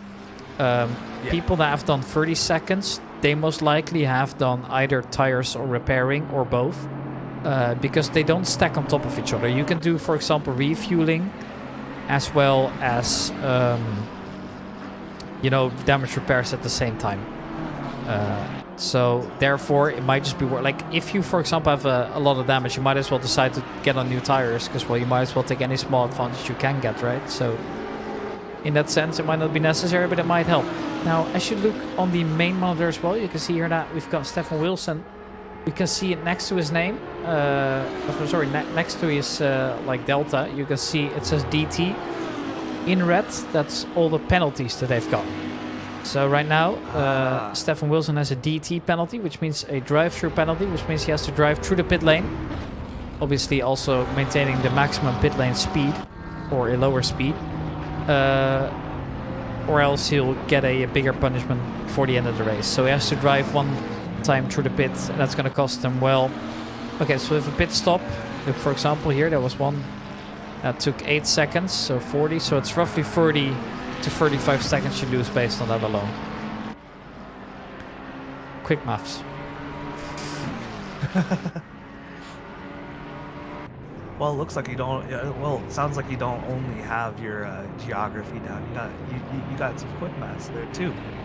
Yeah, no, actually it's kind of funny because actually my mathematics skills are just like only barely good enough for what I wanted to do. Like I actually almost got in trouble because my math like grades weren't high enough. 'Cause apparently you need that for IT. Don't know why exactly, but well. Here we have a fun battle for the GT2s coming on as well. It's Szymon Kowalski versus Chris Tedder. Right, I'm gonna let you commentate this one for a little bit here while I sip on my water. All right, so we have Kowalski sitting here in the rich energy, sitting right behind Chris Tedder. Oh, getting real close now, bumper to bumper almost. Looks like it's going to be a slipstream, but then Chris Tedder's going to keep it real solid right here through the two turns. Is this the S right here? I'm not going to say the French name. Yeah, that's the Virage du Camp, the Virage the Sandbum or whatever it was. The Sandbum, yeah. And then so through two more turns again. Chris Tedder's just gonna keep it real solid in front of in front of Kowalski right now. Kowalski again, just keeping behind. But this could, like we saw earlier, this could just be a matter of patience right here. And as they are quicker on the straights, there it is, Kowalski trying to take the inside or the outside, I believe, but is not gonna quite get it just yet, and it's gonna fall off the track. Gonna have to immediately come right back in. Chris Tedder and Kowalski going right at it. I can't really tell. Was that some contact between the two, or was that just them trying to... I don't think so. I think there was just like Szymon Kowalski had the line, and maybe that Chris, when he was overtaking, perhaps, you know, was a little bit too focused on him and slammed on the brake a little bit late. I think that was why he went wide, but now we do see Szymon Kowalski move up that one position at least. And also you can see that Ricard has got himself a really rough penalty. That's a 30 seconds stop and go penalty. These are just about the worst penalties you can get in the game. Because not only have you need to do, you need to head into the pit for 30 seconds. You can't change anything to the car. You just have to sit there for 30 seconds. So not only do you lose time on, entering and leaving the pit, it's also just 30 seconds of standing still. So that will roughly count up to a minute. That's half a lap. I apologize. You cut off for me. He lost how much time? Yeah, so he's got a 30-second stop and go penalty. So we just calculated that it took about 30 seconds to drive through the pit, right? So 30 plus 30 makes 60. Because he's got a 30 seconds stop and go penalty. And now he's serving it as well. So we're going to keep an eye out as well on the timer that we have here. Just to see how long it's going to take him in the end. It's going to be roughly a minute. Which would mean he is going to be like half a lap behind already. Which is very significant in these kind of races here. Blue flags coming out for a couple faster drivers as well. As more and more drivers are starting to serve their mandatory pit stop here. Still Wilson and Holloway finding their way around each other. This time a little bit of a bigger gap. That being roughly half a second. As now we saw Dion De Rosso. He has found his way up. Well, almost up Aaron Sparks' bum. But now you have to also stay aware of all the GT3s coming through here. It's just such an unfortunate timing for him. Wanted to open up an attack, but now finds himself kind of stuck between the Ferraris. And now he's going to gain those position back later on. When they head over towards the straight. Just look at the straight line difference. But unfortunately, the driver that was behind him has made his way into the pit lane and will not be continuing that battle for now. So back to the GT3s we go. As well, once again we have a spinner. There it is. Brian having to turn right back around, coming right back in. Once again, a similar problem that he had before. Second time we've seen him spin now. Not a good look for him, but luckily still quite a bit of time to recover here. Now I was trying to find exactly where Drive with the drive-thru was. That was the KTM, of course. So that was Ricard. He was stopped for 35 seconds and it took him 1 minute and 8 seconds and now finds himself in last place as a result. And that's a harsh penalty to hand out, man. Yeah, that's a real tough one to take for sure. Half a lap, all the way at the bottom, lots of... And It was it was I'm trying to find the name. Ritterbush, Yeah, read the bush. who lost Yeah. who lost all that time. Yeah, Yeah. that's real unfortunate. He not necessarily near the top in terms of position, but that's still very significant regardless from where he fell. So Yeah, I mean, look at it this way, right? We've got the driver in second loss, which is Stefano Dosso, driver we are currently aboard with. He finds himself in a position where he's roughly 10.5 seconds ahead of... it's actually 12 seconds ahead of Ritterbusch. And also Ritterbusch is in a slower car, so I would consider this to be race done for him in terms of where he can actually finish the race. And, Stefan Wilson, he finds himself now in a fight with another Split 1 driver, actually, interestingly enough. Wilson, moving around a little bit here, looking to find a correct spot on the grid. And Stephen Wilson, P30 at the moment, chasing down the Mercedes ahead of him. And actually that Mercedes is on a separate lap, I've just noticed as well.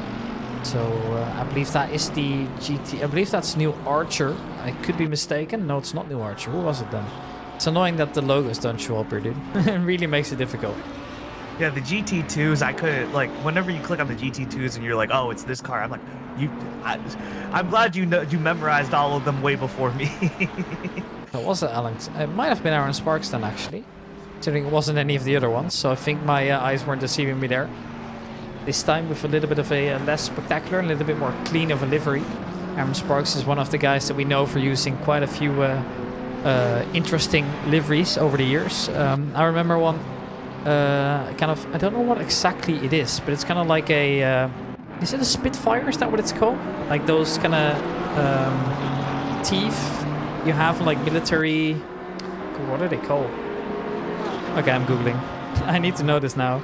I'm committed to telling this story. You might be right, but this, as far as I know, for Spitfire, that's the plane, right? Yeah, that's it is the plane. Yeah, no, it was the circle that they took from the Spitfire, the plane, and then it had like kind of cool army colors as well. So he's always the one putting in some very creative works with the livery, which I'd love to see.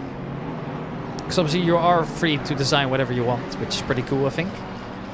And yeah, well, wish I had the talent for that. I've made a couple liveries in my time, but they're nowhere as detailed and cool as the ones they are making. But maybe one day I will learn how to use armor paint a little bit more efficiently, and I will see how things go, I guess, along the way. Yeah, it's always cool to see some new liveries on the track as well. This is, I believe, a custom one as well from Harry Howard. His first race with us. I really like the colors. Yeah, it's really clean, like right? The colors. I really do as well. And actually, It's he's nothing too over the top either. It's like it's just a real simple black and or I guess gray, really dark gray with the I also think that's neon a good yellow. It's a good, rule of thumb as well, right? Less is more sometimes. Yeah. And I think he's executed it quite well, also representing the Union Jack on top of his car, of course. As he's one of the new British drivers we have on the grid here. Harry Howard currently set in P8, the second in his own split. But what I also wanted to reflect on a little bit here, we have one driver who is actually very, very competitive out there tonight in the GT2, and that's Dominic Gies. Currently stood P6, and by far the best drivers. The next GT2 drivers is 15 positions down. And that feels very weird to say, but he's been killing it with the KTM, and looks like your wishes come true. Yeah, it's actually real crazy that that I guess the miracle that I needed to happen to see this happen was the little scuffle that happened at the very beginning of the race that I feel like has correct me if I'm wrong, but I feel like really set a lot of what we see currently in the standings. Yeah, I feel like also, I'm not exactly sure, but I think Dominic Gies got away from that big incident with only a couple scratch marks. I think he had to go wide to avoid a car, but other than that, he I think got away with it quite well, and obviously we saw some top contenders being taken out towards the beginning. Right, we had a German lad. We had Right, Nico was he down disconnected? there. Yeah, is Nico disconnected though? I think he might have. No, Nico's in 16th right now. Oh, he's still out there. No, okay, yeah, I see it now. Yeah. Yeah, Nico's still out there, but we have seen one more disconnect. Wonder who it is. Got no clue at the moment. Yeah, Nico has had to make a comeback race. I mean, he came from basically last position, if not last position. Not entirely sure which position he dropped down to, but pretty far down. And he's still going strong. Made his way back up to P16, so already back at a midfield position while also serving his mandatory pit stop already. So judging by the extra drivers, we are still expecting to come in, as we have a new race leader now, as Elliot Watts makes his way back into the pits, and Adrian Hanovic has made his way past. So obviously he's still going to have to serve that pit stop. So curious to see how that one's going to play out in the end once he also comes into the pit. But temporarily at least, we've got a new race leader, and this is the Team Year 1 BMW M4 GT3. And well, you say what you want about the livery, but at least we can agree on one thing. It's very vibrant. Is that an Evangelion reference? No, actually, I don't even know what that is. Well, Hanovic, if you I'll have to get to you in the server about that one. That it looks like an Evangelion reference to me, and I was like, huh, that's the only way I can see those colors working. Well, either way, you've just probably made an entire esports team, Matt, because I did see a couple drivers with them before. But in the end, we're all about friendly banter, so you're all good. And Damon 5 for free as well. Ridderbush is the winner of the hearts, which is also worth quite something. Now, especially for you, considering you are actively supporting Mancha, I noticed it before. We're gonna take a moment here to enjoy some laps aboard with Moritz Ridderbush, as he currently finds himself in the last position in the KTM. But at least the GT2 car looks, well, quite nice by design. And can't go wrong with a cheeky purple, I suppose, either way. So, yeah, quite enjoying seeing this one. My apologies to Hanovic and what's it? The Year 1 team Year 1. The Year 1 team. Did not mean to offend y'all in any way. By all means, like I said, y'all made it work because I thought it was a reference to something else. But if it's not, great creative geniuses to y'all, because again, y'all still somehow found the same way to make it work as Evangelion. So Yeah. my apologies. Anyways, as or as we're talking about it, Hanovic is keeping that top spot right now. But like you said, he still has that one pit stop to go through. And it looks like majority of the race has already taken the pit, yes, so it is going to be really interesting to see the last, what is that, 6, 7? Yeah, there's racers 6 still or out 7 there. left. Yeah, so the interesting part for me is mainly where is Hanovic going to end up after his pit stop. Now the things that are working in his favor, that everybody behind him, apart from Watts and Hill in close by range, they did the, well, obviously not pit yet either, so I think worst case scenario is going to drop down to P3, assuming that Michael Simon can't clear up the 6.7 the second gap that's between them. And what I also wanted to point out, what we saw in the beginning of this lap, don't know if it was very visible on the stream, but I did notice it, is that Aaron Holloway actually slowed down on the straight to let David Hill by. So here's to see as well what the reasoning was behind that. I am thinking it's either one of two reasons. The first one being that most likely you realize that, you know, David Hill is just a quicker driver, not worth battling, you're both going to lose time. Or perhaps he did something that he wasn't supposed to do. Maybe they touched a little bit, and then as a result he's decided, well, I should probably have the position back as a fair play award. Now, I don't necessarily see Aaron as a reckless driver. I think he's one of the most patient and calm lads we have on the grids, but obviously mistakes happen, so fortunately it looks like we won't ever find out. So well, some mysteries are meant to be staying mysteries, right? I mean, you know, that adds to the intrigue, doesn't it? Exactly. Now, I've always found it interesting as well. Like, for example, do we really want to know everything? Like, for example, isn't it just better if we leave some things just to speculation? Just for the Yeah, what if it was funsies of it something as well. super boring? Yeah, what if it's something super boring and Yeah, and, exactly. like, you know, What if it turns Hollow, out I that don't know, Holloway just like Holloway did just happen to make a simple mistake, but like it's like, well, we'd rather think that he fought really hard for it or something, yeah, or yeah. or something did happen, right? Yeah, exactly. Just adds to the glitter and glamour to the amazing to the Amigos Racing League. But he's there, and that is, I believe, Sylvain Pastoris' first time out there, losing the position now to the Lamborghini of Dan Pickles. And I at least admire the fact that Dan Pickles is actually taking it upon himself to create a livery that, well, has a color scheme that works, respectfully.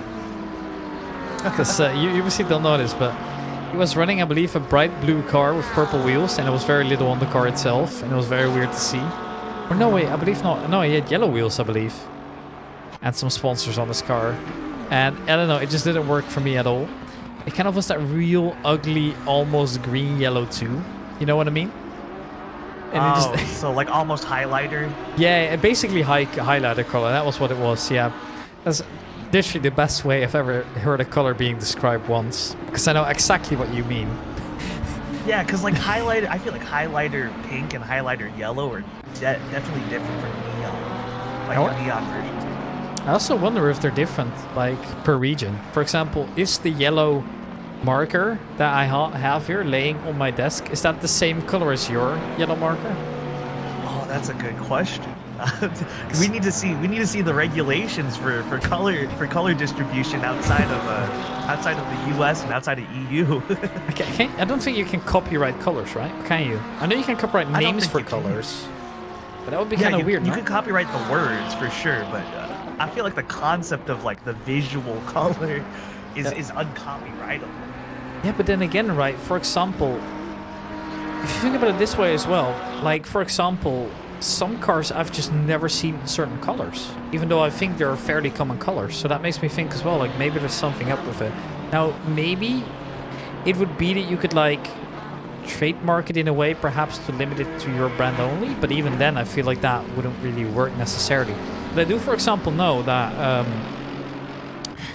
the names of cars are actually copyrighted as well. An interesting example is that you can actually copyright numbers, for example, at least within a certain industry.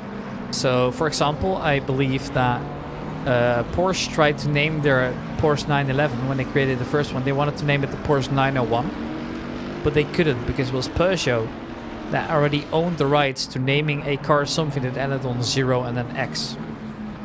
I believe that's the full story behind it. Now, I could be wrong as well, but I believe I've heard something like that, and obviously it was on the internet, so it must be true. I'll have to get back on my Porsche fanboys about that one. Yeah, do you have any? I feel like they would. I feel like if I were to just hop in the group chat with a bunch of my Porsche fanboy friends, they'd be like, actually, and then immediately give me the full story in detail. Yeah, probably. I'm actually gonna Google it now. Okay, so I'm reading this now. Why did Porsche change 901 to 911? Okay, oh, that's actually on their website as well. Oh, right, okay, so according to Wikipedia, yeah? I'm gonna read this out here. Alright. The 901 was renamed after French car maker Peugeot objected to Porsche using any 3-digit number where the middle number was 0, asserting ownership of the naming rights in key markets and already having sold many models with that scheme. So Wikipedia is a reliable source, so therefore I'm right. Wikipedia has never been wrong before. To be fair, I feel like something as big as like Porsche history or motorsport industry or motorsport history in general would be generally correct, considering I don't know. I feel like bigger topics are at least well moderated on there. You know, this is not me endorsing using Wikipedia as your sole source of information. Everybody listening and watching, please do your proper research on any subject and topic that you do want to look into. But anyways, yeah, no, I'll trust it. I'll trust Wikipedia for this one too. Oh, that's a tough one. And Oh, Nico's gained a position Yeah. since I last looked at his. yeah, he's been doing a good Since I job. last looked at his name. I also so- wanted to point something out. And not only has Jason Pooley just lost the position to Elliot Watts pushing up, there's also something else that I've noticed here. Look to his name. What does it say? It says a big red letters. Elliot Watts. No, Oh, Jason Pooley. well, Pooley. Yeah. That is a. I already forgot the name of it. Drive-through. Drive-through. Yeah, drive-through penalty, and it is exactly what it describes. You have to drive through the pits. Just drive through the pit. Yeah. Okay, yeah. So it's gonna cost him I'm 30 sorry seconds. if my greenness is showing. Like I said, really green to all this. So. You know what the even worse part is? Hmm. Regulations change per region and per racing series. For example, boy. in certain leagues, I believe, this is, for example, one thing that I noticed. I don't know where I saw it for the first time, but for example, you have the Code 60 flag, right? That flag does not exist in European racing at all. What the hell's a Code 60 flag? Yeah, so basically I had to Google this too because I had no clue. And apparently they use it, no actually they do use it in FIA back races I just see in the 24-hour series. It is basically like a yellow flag, you know, caution, dangerous. As, I was just looking, wait, is that, I was thinking, was that rain or was it just my monitor doing something weird? Turns out it's not raining yet. But as I was gonna say, yeah, apparently that's basically where you have to slow down to 60 kilometers an hour and not overtake. And I didn't know that flag existed until very recently here. So, yeah, they also used it in NASCAR apparently. So it's kind of interesting to see that kind of these different regulations apply to all of them, right? So it's going to be even worse for us to handle on the broadcast, but it is what it is. No, yeah, I was gonna say, as a just watcher or as just someone in the audience in general, I'm like, this is exactly why I didn't try to venture out of like watching F1 too much, you know? 'Cause I was like, it's a lot of info to always be adding on always, and on top of that, you know, keeping it straight too, like, oh, this series uses these sets of rules, and like this series has this special rule, and I'm like, oh boy. Yeah, and there's some crazy ones out there too, right? For example, Formula E is one that I tried to do, and I have a thing called Fan Boost, which is basically that somebody that you can vote for a driver through the app, and he gets they a have speed like a boost. little power up. Yeah, what's that? It's literally Mario Kart at that point. It's crazy. I see, because I like the boost. Like I like the boost. I like their idea with the boost. Like the boost pads essentially, where like you drive over it and like, you know, it's not in the like optimal racing line. Like it kind of makes for like interesting stuff. Yeah, because you can But like then, like- overtake more easily, right? Because you've got the speed boost Yeah. on your offline. But then like the fan boost, I feel like is where it becomes genuine arcade racing, because it's like, oh, where's the strategy in that? You just gotta be likable, I guess. Yeah, right? you just gotta do funny posts on social media and hope for the best, I suppose. And you just have to make sure you're born in a country that is not controversial, and then you should be fine. Yeah, and then you should get majority vote, so then you get a little boost in the middle of your race. It is a little silly to me. It is a little silly. And don't get me wrong, I do like the idea of, you know, like a Driver of the Day-esque awards, right? Like, I feel like those awards are fun, right? And they add some kind of interaction as well between the drivers and the fans, which is cool. But Formula E overdid it. Now, coming back to the racing rules, we found ourselves in a fortunate position where usually that the bigger leagues and commentators, they also have this kind of mechanic built up into their commentary, and I'm trying to get myself to do this as well, where every time they see a penalty or something that is like unique to the series, they will also explain it to you again, because they understand that not everybody has the time to read through all the rule books all the time. Some people just want to get out there, like, you know, see the racing and understand it. We see Dominique is moving up a position in the meanwhile over the Porsche that we saw in the background, though. Laporati losing that position, as we now also get closer to the longer straight. But as I was saying, that's also an interesting one to me, right? So all these commentators are doing such a good job at explaining how all the regulations work. to the viewers in a language that anybody can understand, right? Everybody Right. knows what It's to the color. expect. It's the color in their hybrid. It's the color in their hybrid that's so good. Yeah. That's definitely something I've noticed with a lot of race commentators. Like, like even if there's two people in the booth, right? It's not. It's not like what I feel like with other esports or just esports in general, where it's like, you know, like we talked about before broadcast. What do you usually do, right? Play by play or color, but it's like literally they'll just hand it off to each other based on like who notices something at the moment, and it's like, I don't know, it's a really flexible thing, and I kind of wish some other esports like adopted it, but then at the same time I'm also kind of glad I only do play by play. So Yeah. there's So pros and cons to it. it also is in the sense that for sim racing you have a situation where you know you shouldn't also be too hype, if that makes sense. Of Yeah. course, like in Formula 1 is already, in my opinion, very over the top sometimes, Yeah. right? Yeah.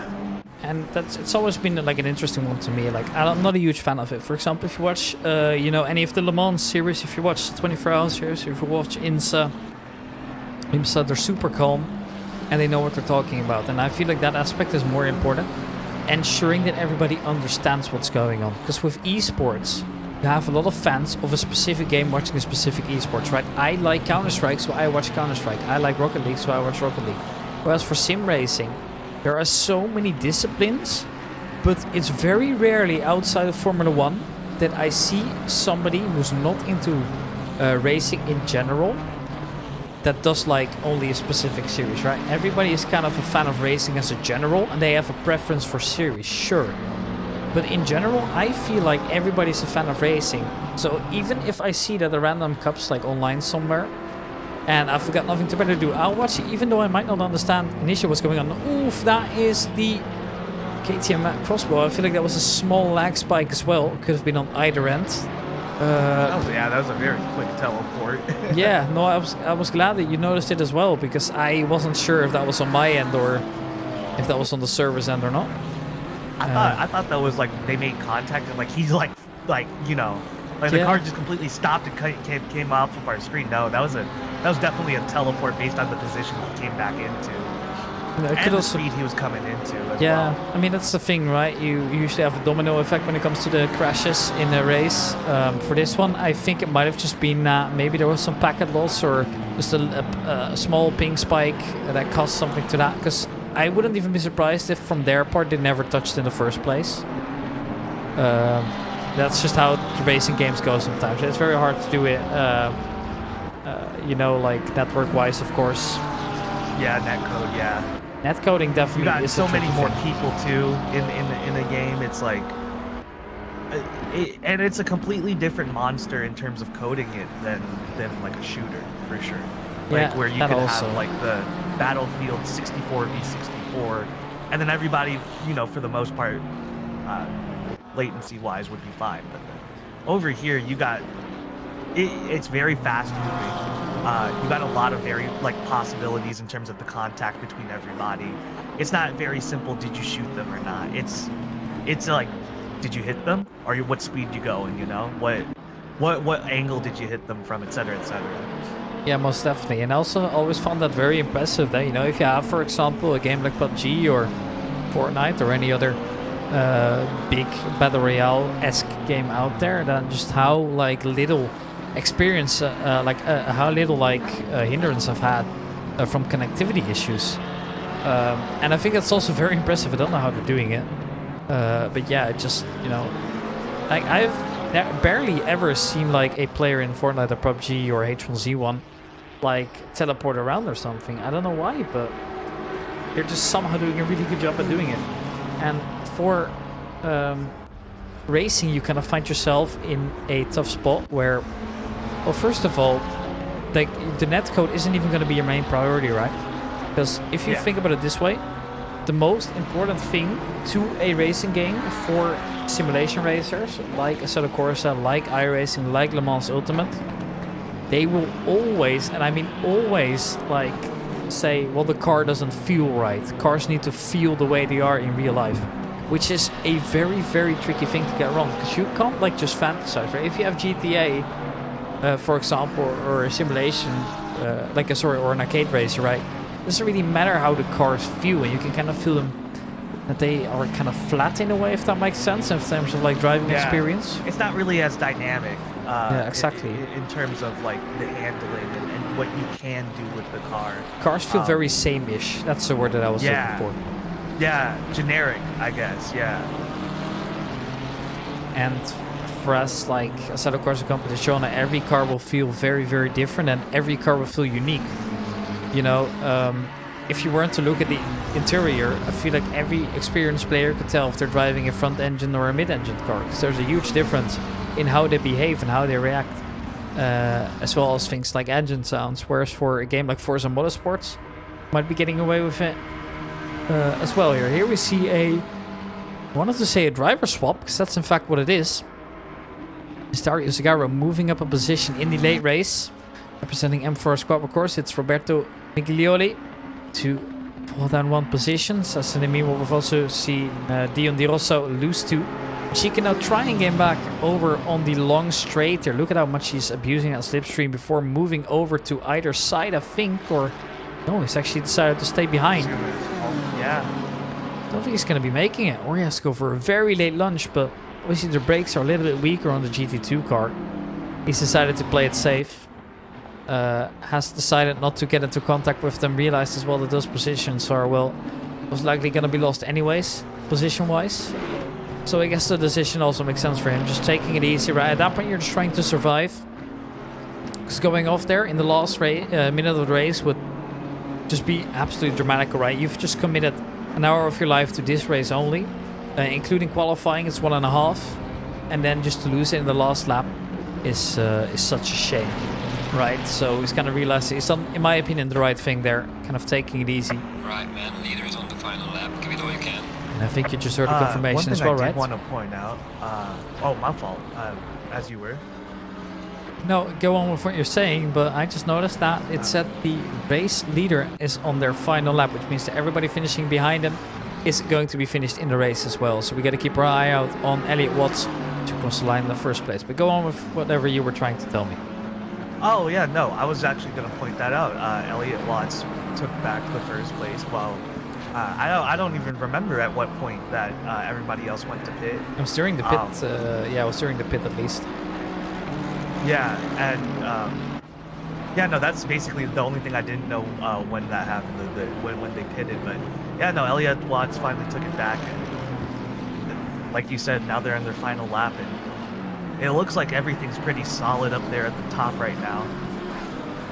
Yeah, most definitely. Everybody's kind of in a stable position. Michael Symes still trying to push over for the position in on a podium, that is. Tanovic, Michael Symes. So yeah, as soon as Elliot Watts is gonna cross the finish line, we're gonna swap over. You can actually see it on the minimap as well.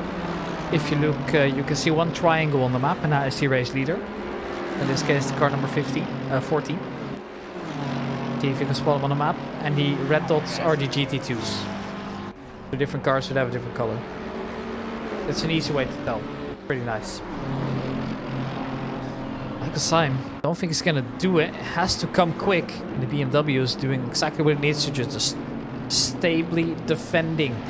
As we now see Elliot Watts make his way through the final corner for the first race of the season. It will be the first race of the season and the first victory for Elliot Watts. He continues his good streak and finishes in P1. Very well done by him. As we are now waiting for the Scotsman of David Hill. Has made a nice little comeback race here to make his way into P2 from his starting position of P3. Now crossing the line as well. So congratulations to David Hill. He is going to be taking P2 in the race, as we see that the order between Adrian Hanovic and Michael Symes isn't going to change. Gatti to finish P5, Dan Pickles right behind as well.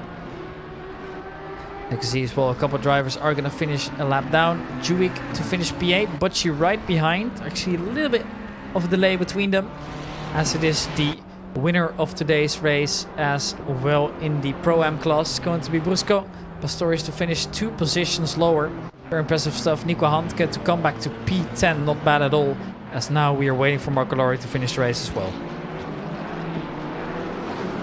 Michael Syme giving Hanowich at least, you know, trying to push him a little bit, and a lot of pressure towards the end there, but unfortunately not enough. And you know, like you were talking about earlier, might as well just take the fourth instead of like a very risky move towards the end of the race here. It's never gonna benefit anybody, right? In the end, like, you're both gonna lose time and you're both gonna be frustrated. So he did the right thing. He tried to push it fair and square, couldn't get past in the end, and also has to respect that, which is only well done to him. Gies, Wilson, and then Kowalski in that order. Don't need to finish behind, and Harry Howard now also just slowly making his way across the finish. Don't know actually why he's taking sweet timer. There is still a driver pushing in behind. It's Simon van der Weijgaard. Driver we haven't really mentioned much here, but driving for AF Course Vista. Making his way across the line sooner. Don't know why it took so long to finish for Harry Howard, but he's made his way out now. As I believe he should also be the last finisher of the race. And indeed that is the case. Immediately the connection is dropped as well. So there we go. We make our way through the end of the race there. You want to do the honors? Do you want to do the outro? Make of it whatever you want. I don't have a set outro or anything like that. I was gonna say I don't really know what the what the procedure for an outro is here. I don't know. Usually I just say, well, thank you guys all for watching, and I'll see you next time.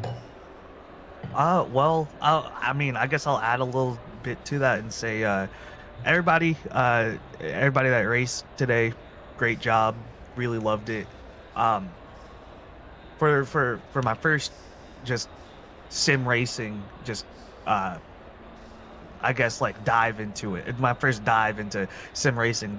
This was really informative, also really entertaining, and to everybody that dropped out, like I said earlier, I want to see y'all there next week, or even any other week past, if I don't get to do next week. But yeah, no, I appreciate y'all. Hey, Ricky, I appreciate you, and Amigos Racing League, I appreciate y'all for having me on. And yeah, no, great race, everybody. Thanks for watching. Yeah, and until next week. All right, and therefore it is now time to play some music like we usually do. I want to thank you guys all for watching. I echo the words. Oh, you've run out of fuel. Oh, that was why you went across so slowly. Did you at least make it over?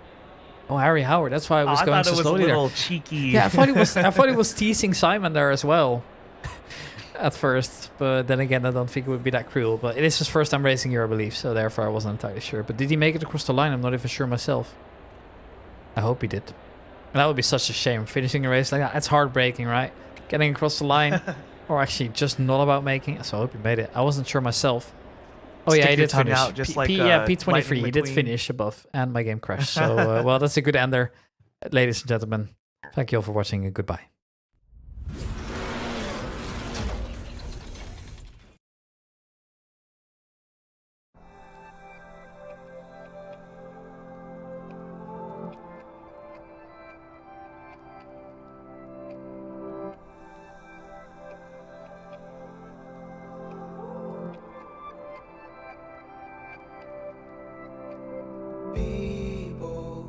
Let's keep this kind, there are no reasons left to fight. Let's keep it moving and keep it light. There are no heroes.